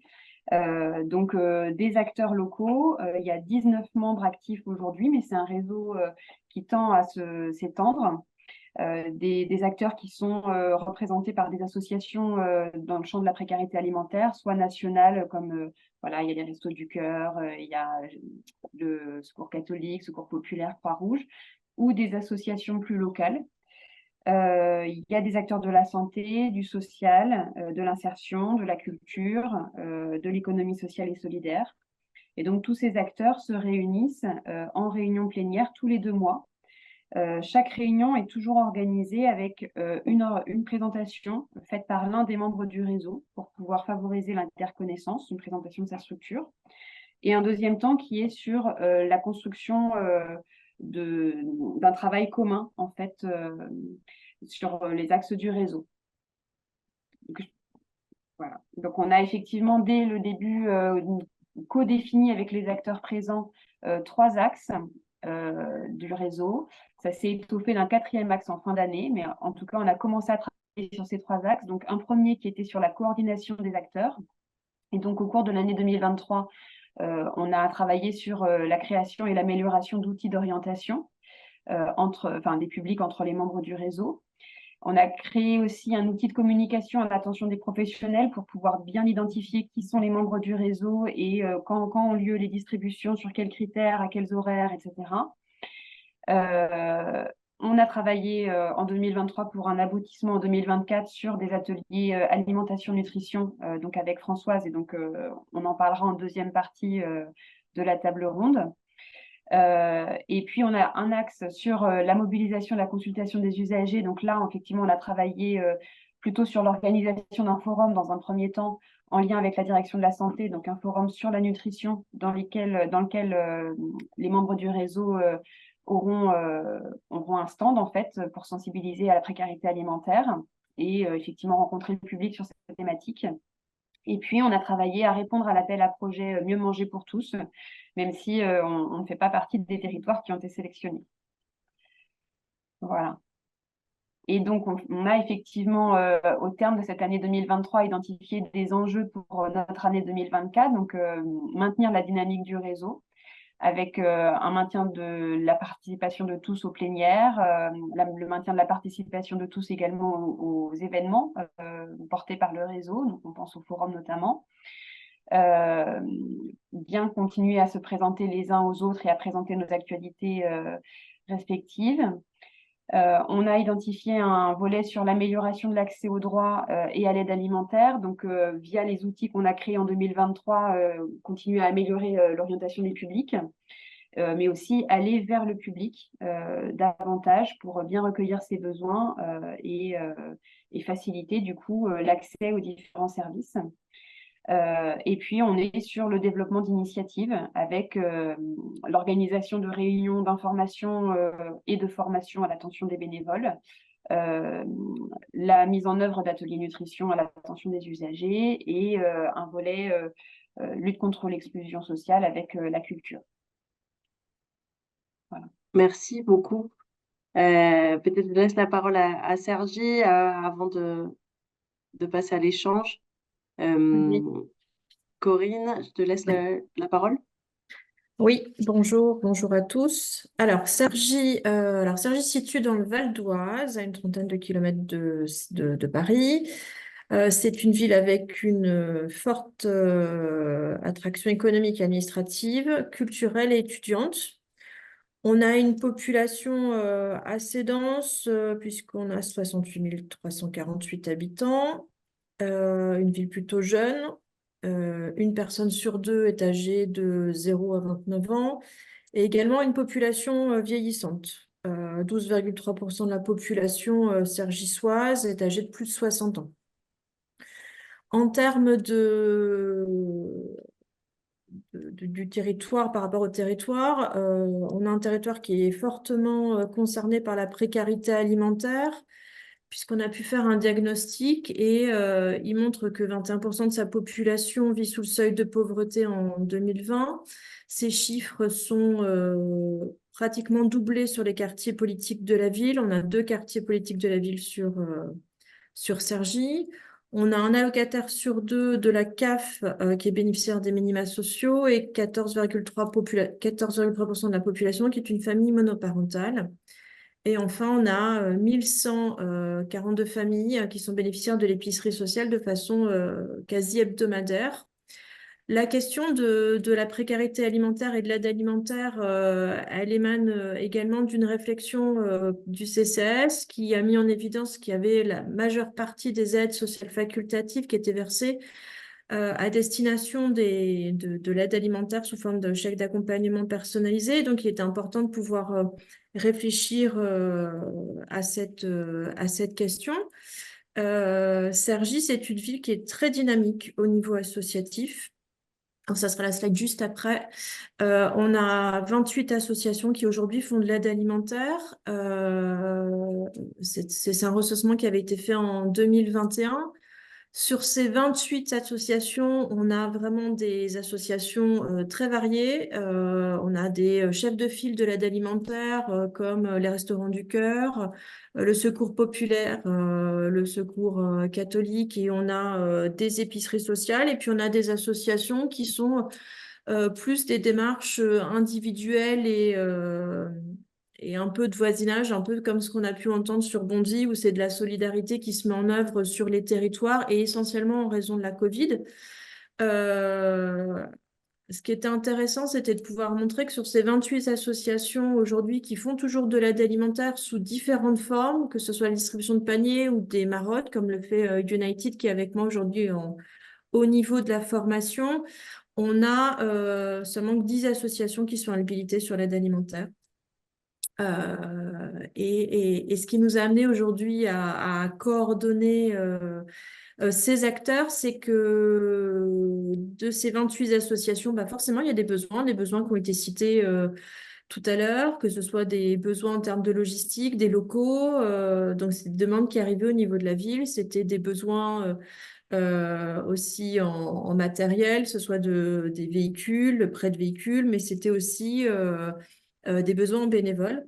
Donc, c'est vrai que l'initiative de la coordination, elle a été plutôt portée par les services de la ville et les élus, qui sont aujourd'hui membres de la coordination. Alors, la coordination, la toute première, elle a été mise en œuvre en février 2022. Il y a une participation qui est intéressante. On a à peu près, sur les 28 associations invitées, on n'a que 6 associations qui sont réellement réguliers dans leur présence, mais qui sont très actifs sur la coordination, qui participent aux groupes de travail qui sont proposés, etc. Les élus sont présents systématiquement, ainsi que les services de la ville, que ce soit le service des associations, le service lié aux associations, le service égalité entre les hommes et les femmes, le service santé et le service social municipal. Comment on travaille, nous, sur cette coordination? On propose de la co-construction. En fait, notre démarche, elle est vraiment basée là-dessus. On essaye au fur et à mesure des différents temps de réunion. On a à peu près 1 à 2 coordinations plénières sur l'année et le reste du temps, on essaye d'alimenter et de faire en sorte qu'il y ait de la participation et qu'il y ait une réelle dynamique qui s'enclenche au niveau des associations en mettant en œuvre un certain nombre d'outils qui correspondent toujours à des besoins qui ont pu être identifiés autour des coordinations. Donc, on a pu mettre en place un annuaire qui permettait l'orientation des publics parce que les associations nous ont fait part que les bénévoles étaient en difficulté par rapport à la précarité, des familles qui pouvaient se présenter. On a pu mettre en place un planning des distributions alimentaires, etc. Je pense qu'on y reviendra juste après sur ce volet. Et puis, on a travaillé sur des groupes de travail. Voilà. Merci beaucoup. Peut-être ma deuxième question, c'est finalement, vous avez organisé, on voit, vous vous réunissez tous les 2 mois, je vais arrêter le partage, vous réunissez tous les 2 mois à Champigny, une fois, enfin 2 fois par an euh, à Cergy, mais avec des petits rendez-vous réguliers, des groupes de travail, etc.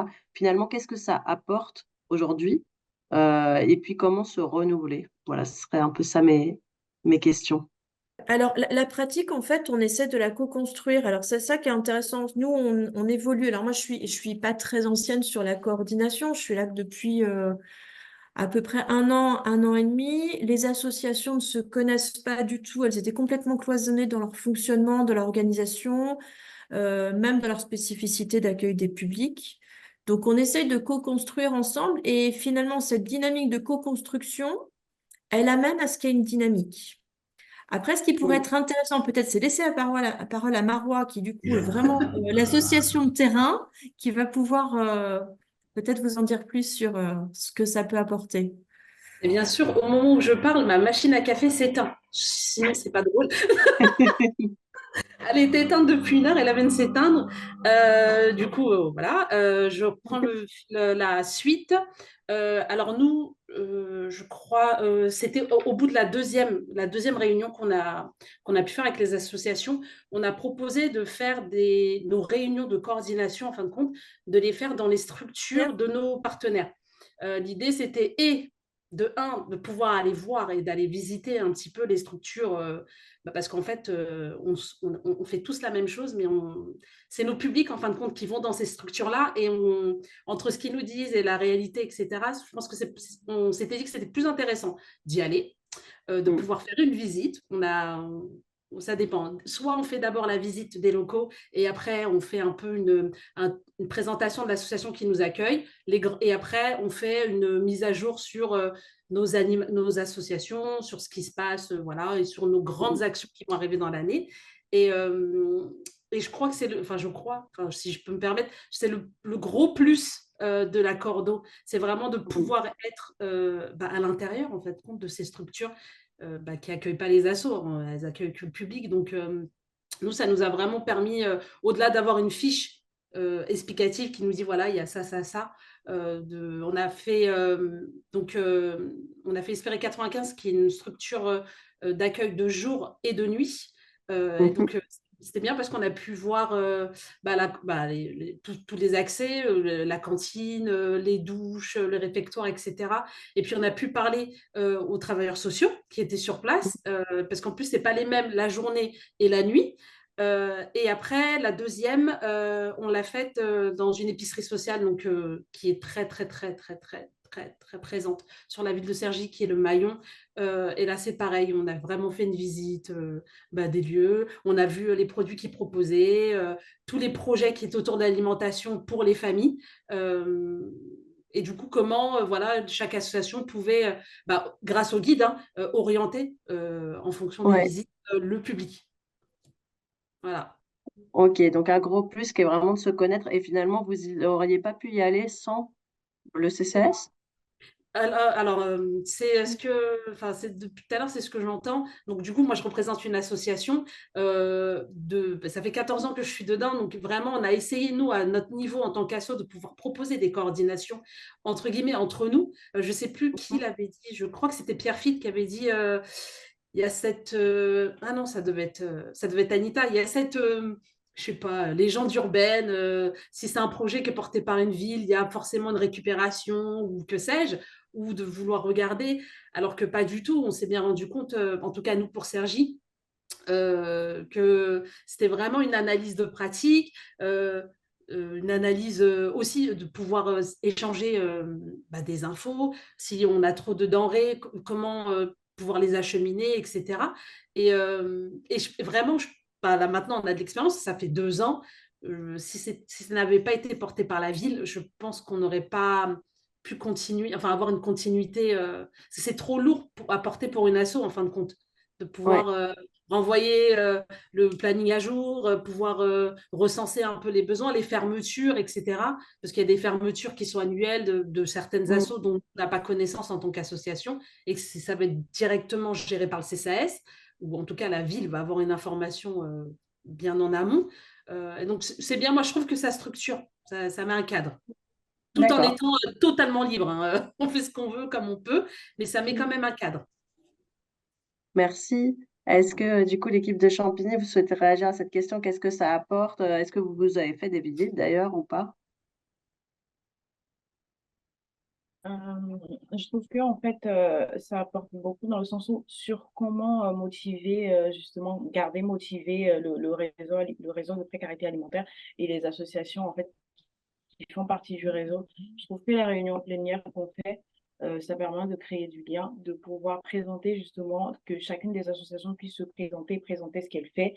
Et ça permet en fait finalement de créer du lien et de garder les gens motivés parce qu'ils se sont impliqués dans le réseau et ils y participent en fait activement. Les groupes de travail également en fait aident beaucoup à ça. On a le réseau en fait a créé différents axes sur lesquels chacun des associations en fait peut finalement se positionner ce qui l'intéresse et de travailler justement en groupe de travail ensemble permet vraiment, je trouve, en fait, de fédérer, toutes les associations, toutes les structures autour, en fait, de cette question de précarité alimentaire.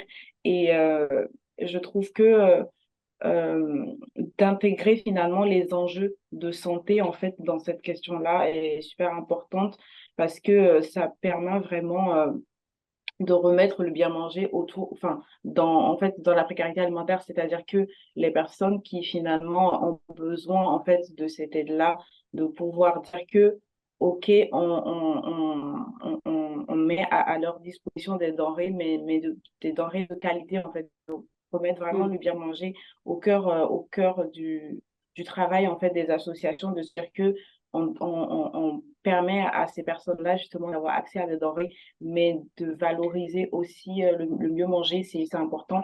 Et, et les associations, justement, pardon, les groupes de travail qu'on met en place pour les ateliers qu'on va mettre en place cette année-là permettent vraiment de créer ce lien-là.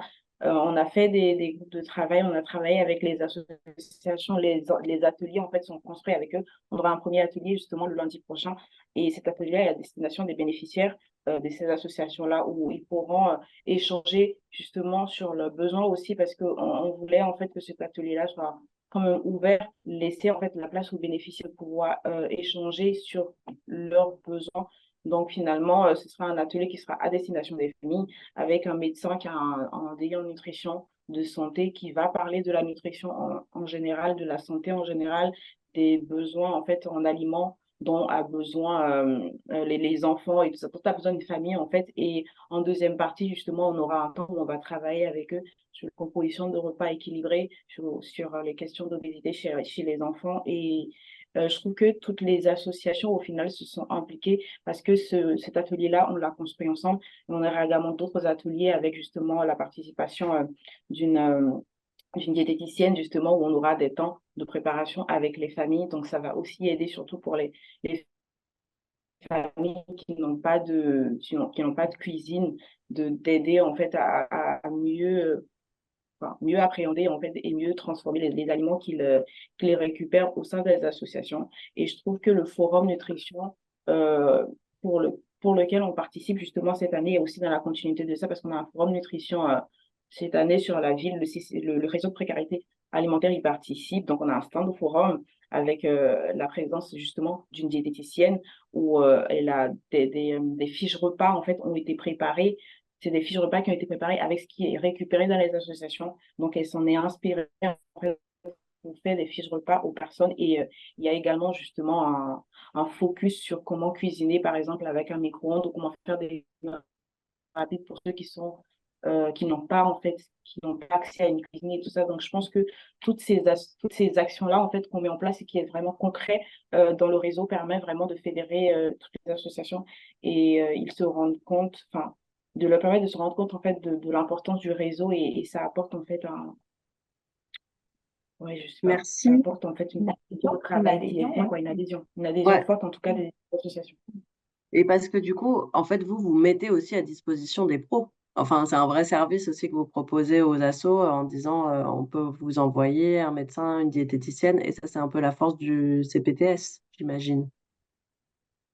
Enfin, je dirais pas qu'on envoie, je dirais pas qu'on envoie en fait aux associations directement, mais c'est-à-dire que c'est vrai que travailler à la CPTS permet finalement d'avoir un peu plus accès en fait à ces professionnels-là et d'organiser en fait des temps d'échange avec les associations et avec les bénéficiaires.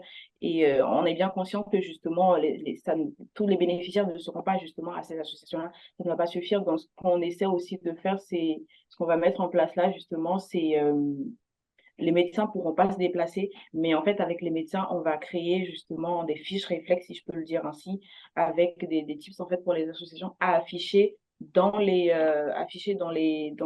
associations de distribution. Et comme ça, en fait, même pour les personnes qui finalement n'ont pas pu assister aux ateliers et tout ça, ils ont quand même l'information. On va créer des fiches réflexes pour les familles, pour déconstruire certaines habitudes alimentaires. Et pour les personnes qui ont des problématiques, justement, de santé particulières comme les personnes qui sont diabétiques ou qui sont hypertendues pour les personnes âgées, les besoins en nutrition ne sont pas pareils et tout ça. Donc, on va faire ces fiches-là qu'on pourra justement mettre dans les associations. Et c'est aussi un peu de remettre en fait la santé un peu au cœur de tout ça, de se dire que justement on est dans une situation de précarité alimentaire et tout ça, mais que le volet aussi santé est important.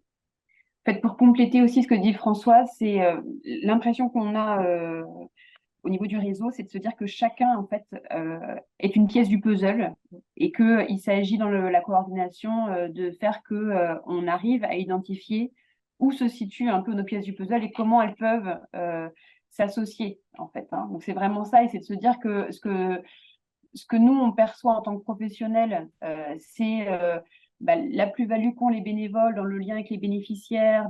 Il y a une diététicienne, par exemple, bénévole également dans une des associations. Enfin, voilà, donc il y a des ressources qui sont propres à certaines structures.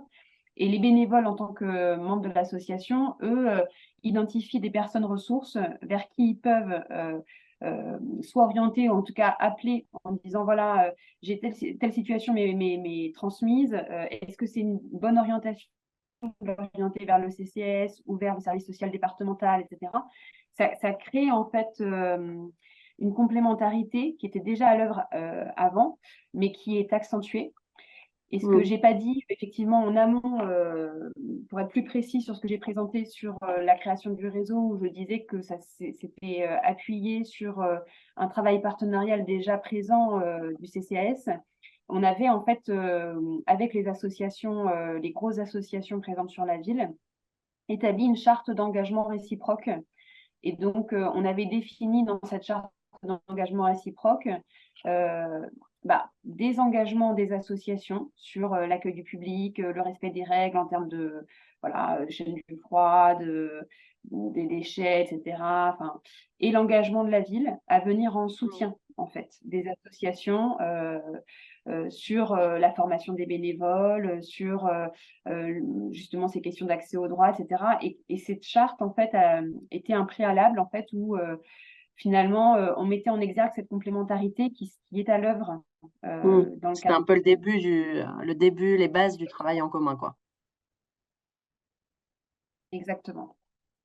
Merci. Est-ce que peut-être une dernière question avant de laisser la parole à un ancien de Halim Active, à Olivier Gastou, peut-être juste une astuce ou un outil ou un sujet que vous avez pris dans la formation et que vous avez effectivement utilisé, qui vous a servi, qu'on peut aussi retransmettre aux personnes présentes. Alors, moi j'en ai identifié plein, mais moi, ce que j'ai apprécié beaucoup dans la formation, contact entre nous. Moi, notamment sur l'annuaire qu'on a fait à Champigny, on s'est largement inspiré de l'expérience de Sergi. Donc voilà. Je remercie chaleureusement Marois et Corinne pour la transmission des éléments. Et puis, vous avez transmis des... j'ai vu apparaître un message mettant connexion instable. Ça va, vous m'entendez bien? Ça bug un peu.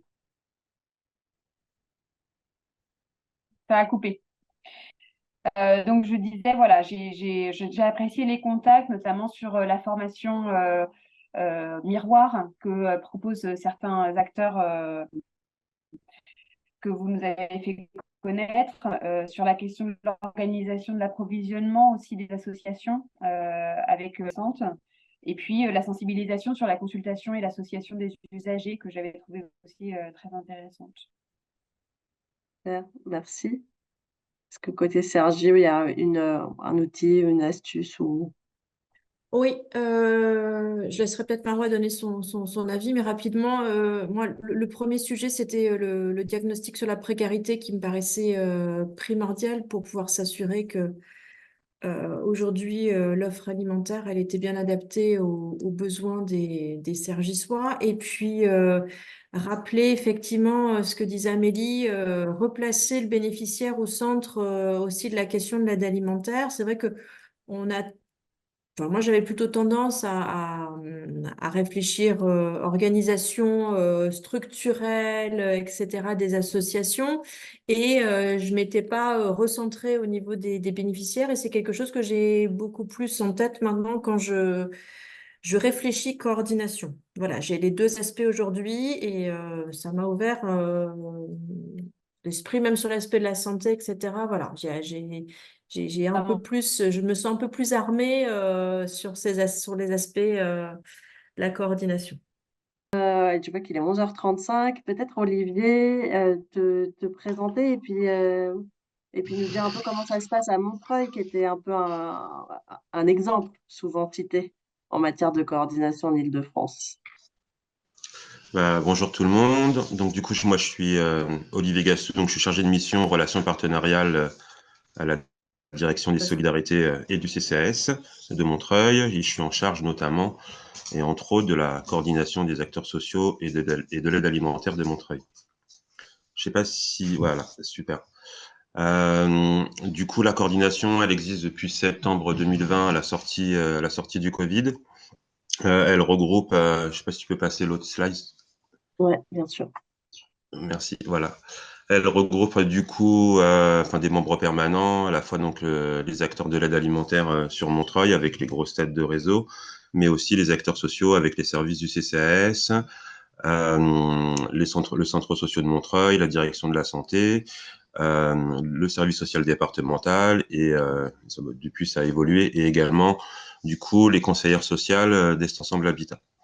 En fait, on a dès le démarrage construit et défini des objectifs partagés, ce qui est du coup un peu l'essentiel de la coordination. On est plutôt sur une coordination qui est pas descendante, mais plutôt pratico-pratique et co-construite. Donc on a travaillé à la fois sur les objectifs d'interconnaissance des acteurs. C'est un point sur lequel on ne cesse du coup de travailler, avec notamment des réunions de coordination bimensuelles et itinérantes. En autre objectif, on a la question de favoriser l'accès à l'aide alimentaire, aux droits sociaux et à l'accompagnement social. On a aussi comme objectif de soutenir les actions des acteurs au quotidien, de créer des dispositifs communs pour répondre aux besoins de la population et interagir de manière cohérente sur le territoire, et également de tendre vers des actions d'accompagnement par l'alimentation pour sortir un peu de la seule logique distributive. Et là, avec la mise en place de la stratégie alimentaire de territoire, on travaille aussi sur les enjeux d'intégration liés à la santé, à la nutrition et à l'accès à une alimentation durable. Du coup, concrètement, la CASAM, en pratique, c'est des outils communs. Donc, à la fois, ces réunions de coordination bimensuelles et itinérantes, avec un ordre du jour partagé, avec à la fois les actualités des structures, mais aussi l'ensemble des projets, des points sur l'ensemble des projets sur lesquels on travaille. Donc, c'est des sous-groupes de travail, notamment sur les questions de logistique. C'est un planning trimestriel, donc actualisé chaque trimestre. une fiche d'orientation commune qui sert aussi de pense-bête sur qui fait quoi et qui permet d'orienter vers l'aide alimentaire, mais aussi vers les acteurs sociaux. Un référentiel commun d'orientation qu'on a travaillé dernièrement pour définir l'urgence et permettre une meilleure orientation du public.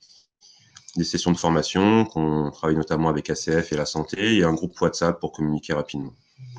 En termes de dispositifs locaux, on a mis en place du coup un dispositif commun de colis d'urgence. Donc,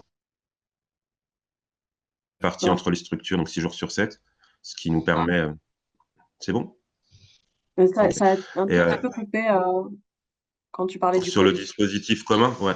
Donc en fait, c'est un dispositif qui repose sur l'ensemble des structures d'aide alimentaire, donc 6 jours sur 7, ce qui permet notamment aux travailleurs sociaux d'avoir une solution d'urgence disponible avec au minimum 2 structures par jour qui assurent cette distribution. Le CCAS prend aussi le relais en partenariat avec Out Secours Alimentaire de l'aide alimentaire pendant l'été, pendant la période de fermeture des structures. Et on travaille aussi sur un projet qui s'appelle le Cabaret Solidaire, donc le soir du réveillon, pour les personnes qui sont seules et les familles qui sont isolées. Voilà. Et puis on a également la récupération occasionnelle de surplus des cantines scolaires. Ça, c'est au niveau local. Et on a la chance aussi de pouvoir participer du coup à des projets innovants. Donc, on a travaillé sur le projet Passerelle avec Action contre la faim, qui était un dispositif de transfert monétaire. Là, actuellement, on travaille sur la suite du projet Passerelle Plus, donc qui est plutôt une recherche interventionnelle pour démontrer l'effet d'un transfert monétaire et sur la sécurité alimentaire des personnes. Et avec le département actuellement sur des chèques alimentation durable pour faciliter l'accès à une alimentation saine et accessible avec un système de cartes et de bonification dans des magasins bio ou dans des grandes surfaces avec accès à des fruits et des légumes. Voilà. Et là, le dernier projet qu'on va mettre en route, c'est une plateforme logistique d'alimentation durable, donc avec appui, voilà, qui peut prendre plusieurs formes. Voilà. Et c'est un travail qu'on va travailler en collaboration avec à la fois les structures d'aide alimentaire, mais pas que, mais également avec les structures qui travaillent sur des marchés à prix libre, etc., etc. Voilà, pour faire court. Voilà. Merci Et pour beaucoup. résumer, on n'est pas sur une coordination descendante, mais vraiment co-construite et très pratico-pratique. Et assez Voilà. réduite aussi en termes d'acteurs par rapport au... Enfin, ça me fait penser par rapport à Sergi qui disait sur les 28, il y en a 6 qui viennent beaucoup. Et là, à Montreuil, c'est comme vous n'avez pas toutes les associations de Montreuil qui viennent en fait.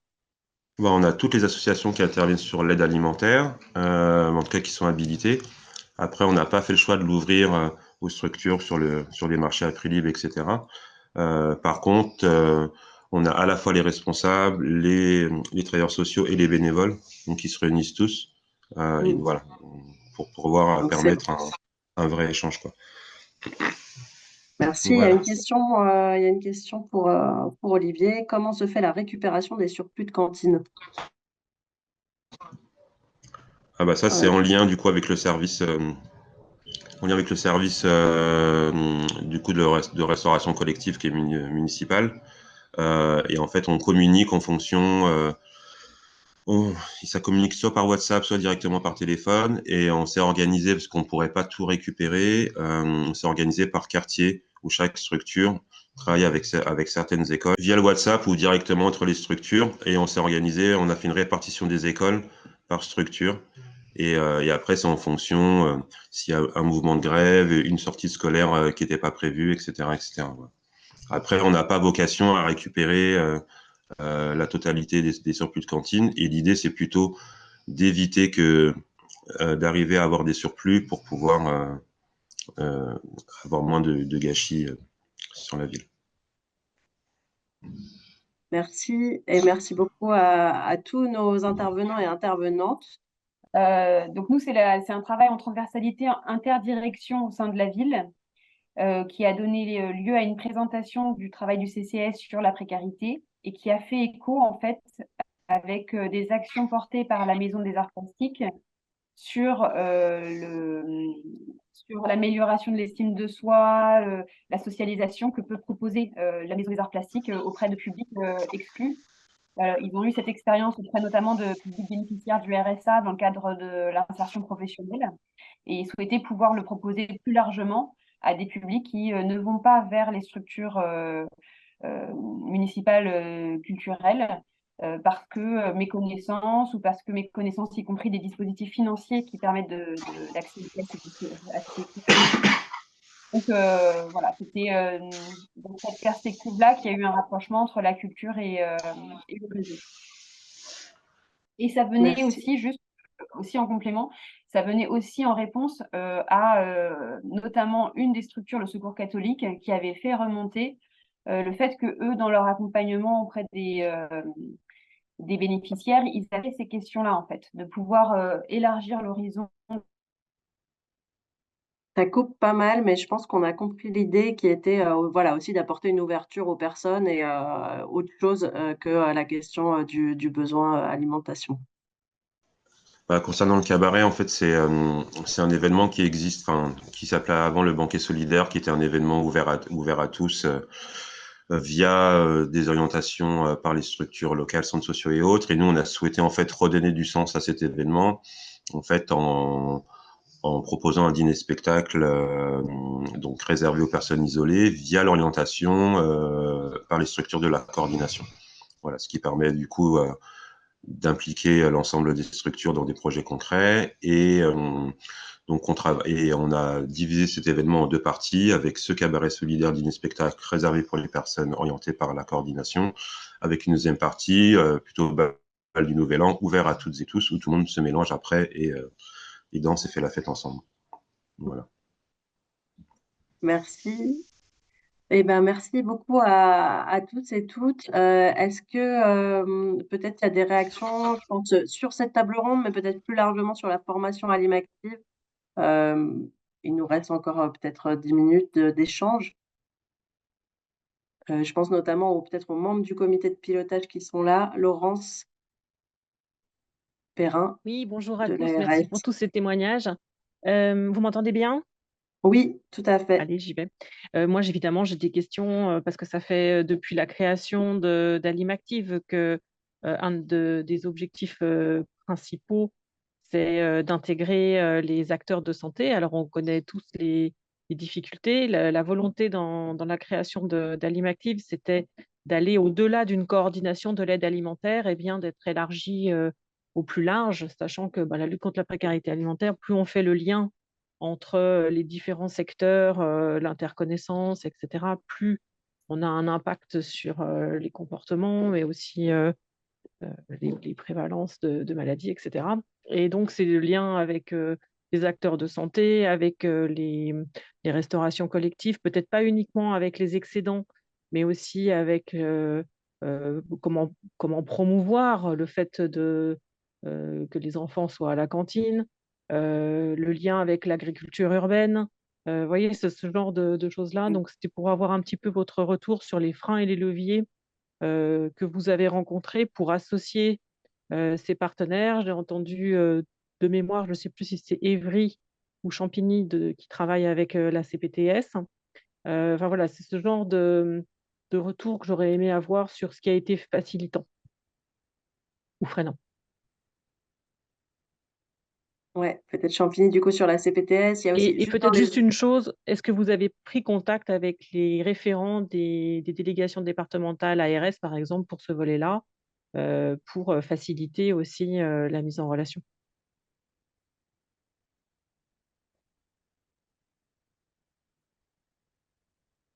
Aïe. Alors le problème, c'est que j'ai l'impression que ça fige, chez Françoise et Amélie. Non, ça Si va. tu veux, je peux, Oui, peut-être si tu veux, je peux d'abord, parler d'un exemple de situation. ouais, juste, je voudrais profiter que la bande passante a l'air de fonctionner à Champigny. Françoise, D'accord. tu pour répondre sur la CPTS et après je te laisse la parole.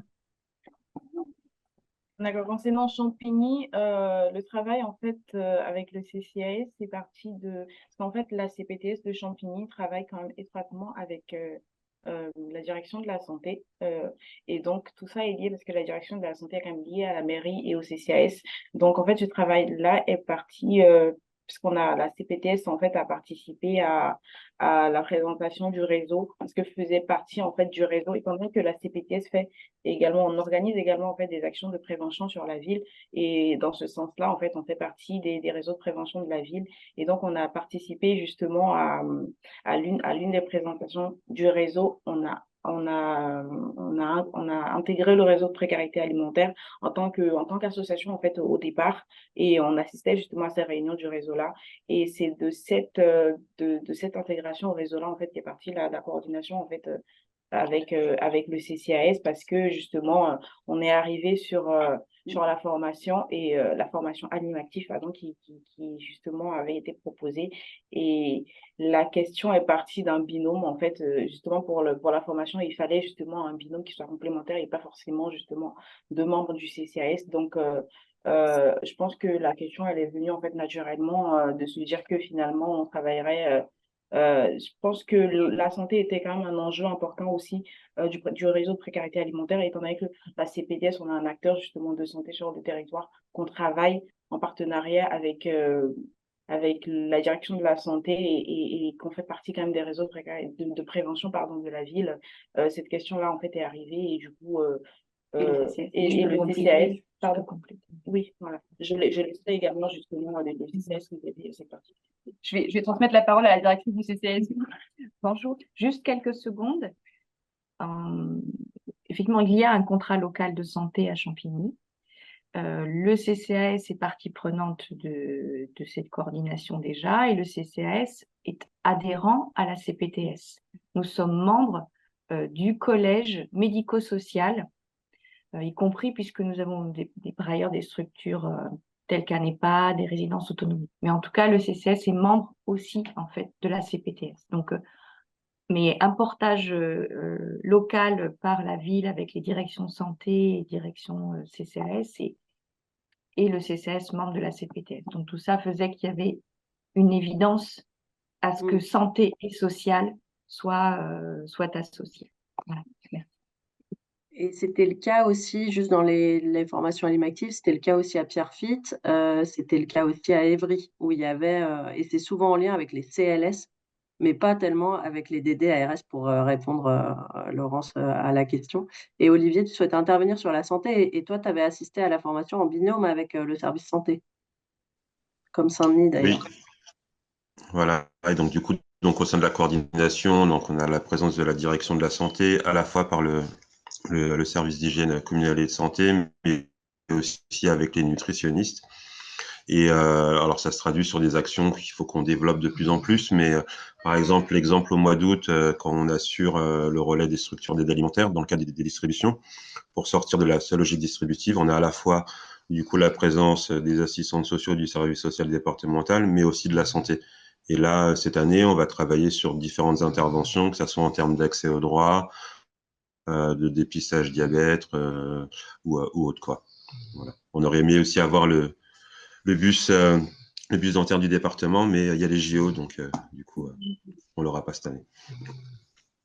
Voilà un peu voilà ce qu'on peut concrètement, ce qu'on peut aussi faire sur le terrain, quoi. Merci beaucoup pour ces apports. Ouais, on voit bien qu'on tire à le fil de l'alimentation, puis qu'on peut aborder plein d'autres sujets aussi, soit avec cette entrée un peu par public, de se dire qu'est-ce qu'on peut proposer d'autre au public qui viennent déjà dans les structures d'aide alimentaire, soit plutôt de l'ordre de la formation des bénévoles, ou de pouvoir faire ce lien un peu en amont entre assos. Est-ce qu'il y aurait d'autres questions de membres du comité de pilotage? Je crois qu'il y a la DRIAF qui est là, ou d'autres personnes. Une petite dernière question. Je trouve que comme indicateur de réussite finalement de cette formation, c'est quand les villes dédient un temps d'équivalent temps plein à la mission, ou même un poste. Et donc, je voulais voir un petit peu, je pense que Montreuil, il y a un temps dédié, Saint-Denis aussi, enfin bref, et là, dans les villes qui ont participé à cette formation, est-ce que c'est déjà quelque chose dont vous avez discuté avec vos directions, ou enfin, de facto, il y a un temps qui va être consacré à cette coordination? Est-ce que vous pouvez nous éclairer un peu là-dessus?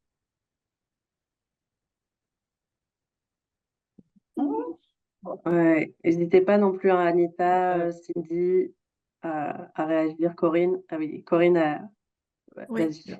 Nous, au niveau de la mairie de Cergy, c'est une réelle volonté politique que de porter cette coordination des acteurs de l'aide alimentaire. Moi, là-bas, je suis travailleur social de formation, hein, donc j'étais plutôt sur l'accompagnement social individuel des familles en précarité sur la ville.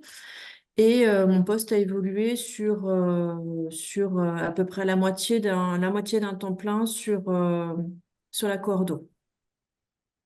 Donc, c'est une réelle volonté municipale.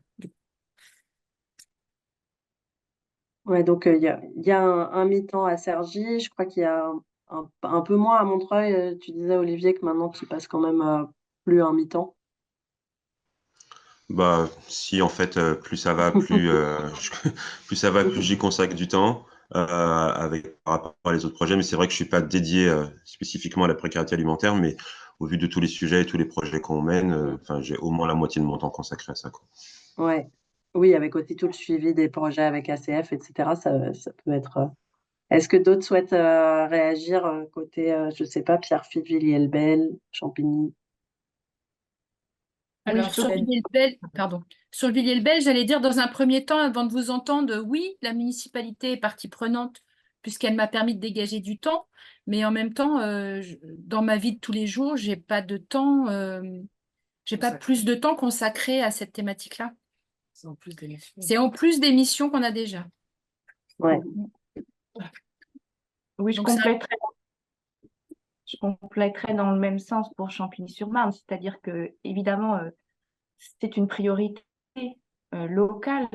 Nous la vivons tous les jours, donc oui, il était important pour nous de se lancer dans cette coordination. Le binôme avec la CPTS, mais c'est aussi, et dans le cadre du contrat local de santé à l'avenir, je pense la possibilité peut-être que des moyens complémentaires soient fléchés. Voilà, les villes vont pouvoir faire à l'aune de leurs moyens. Mais effectivement, aujourd'hui, on a une de nos deux référentes sociales qui va pour presque un mi-temps animer la coordination en appui d'Amélie Brechtot et de Françoise. Mais effectivement, cette coordination et ces copilotages et le fait qu'on ne soit pas sur un millefeuille, mais bien une coordination, y compris donc des dispositifs, on a vu, hein, comme il y en a multiples qui sont cités, à un moment donné, c'est aussi pour faire que les moyens permettent à un moment donné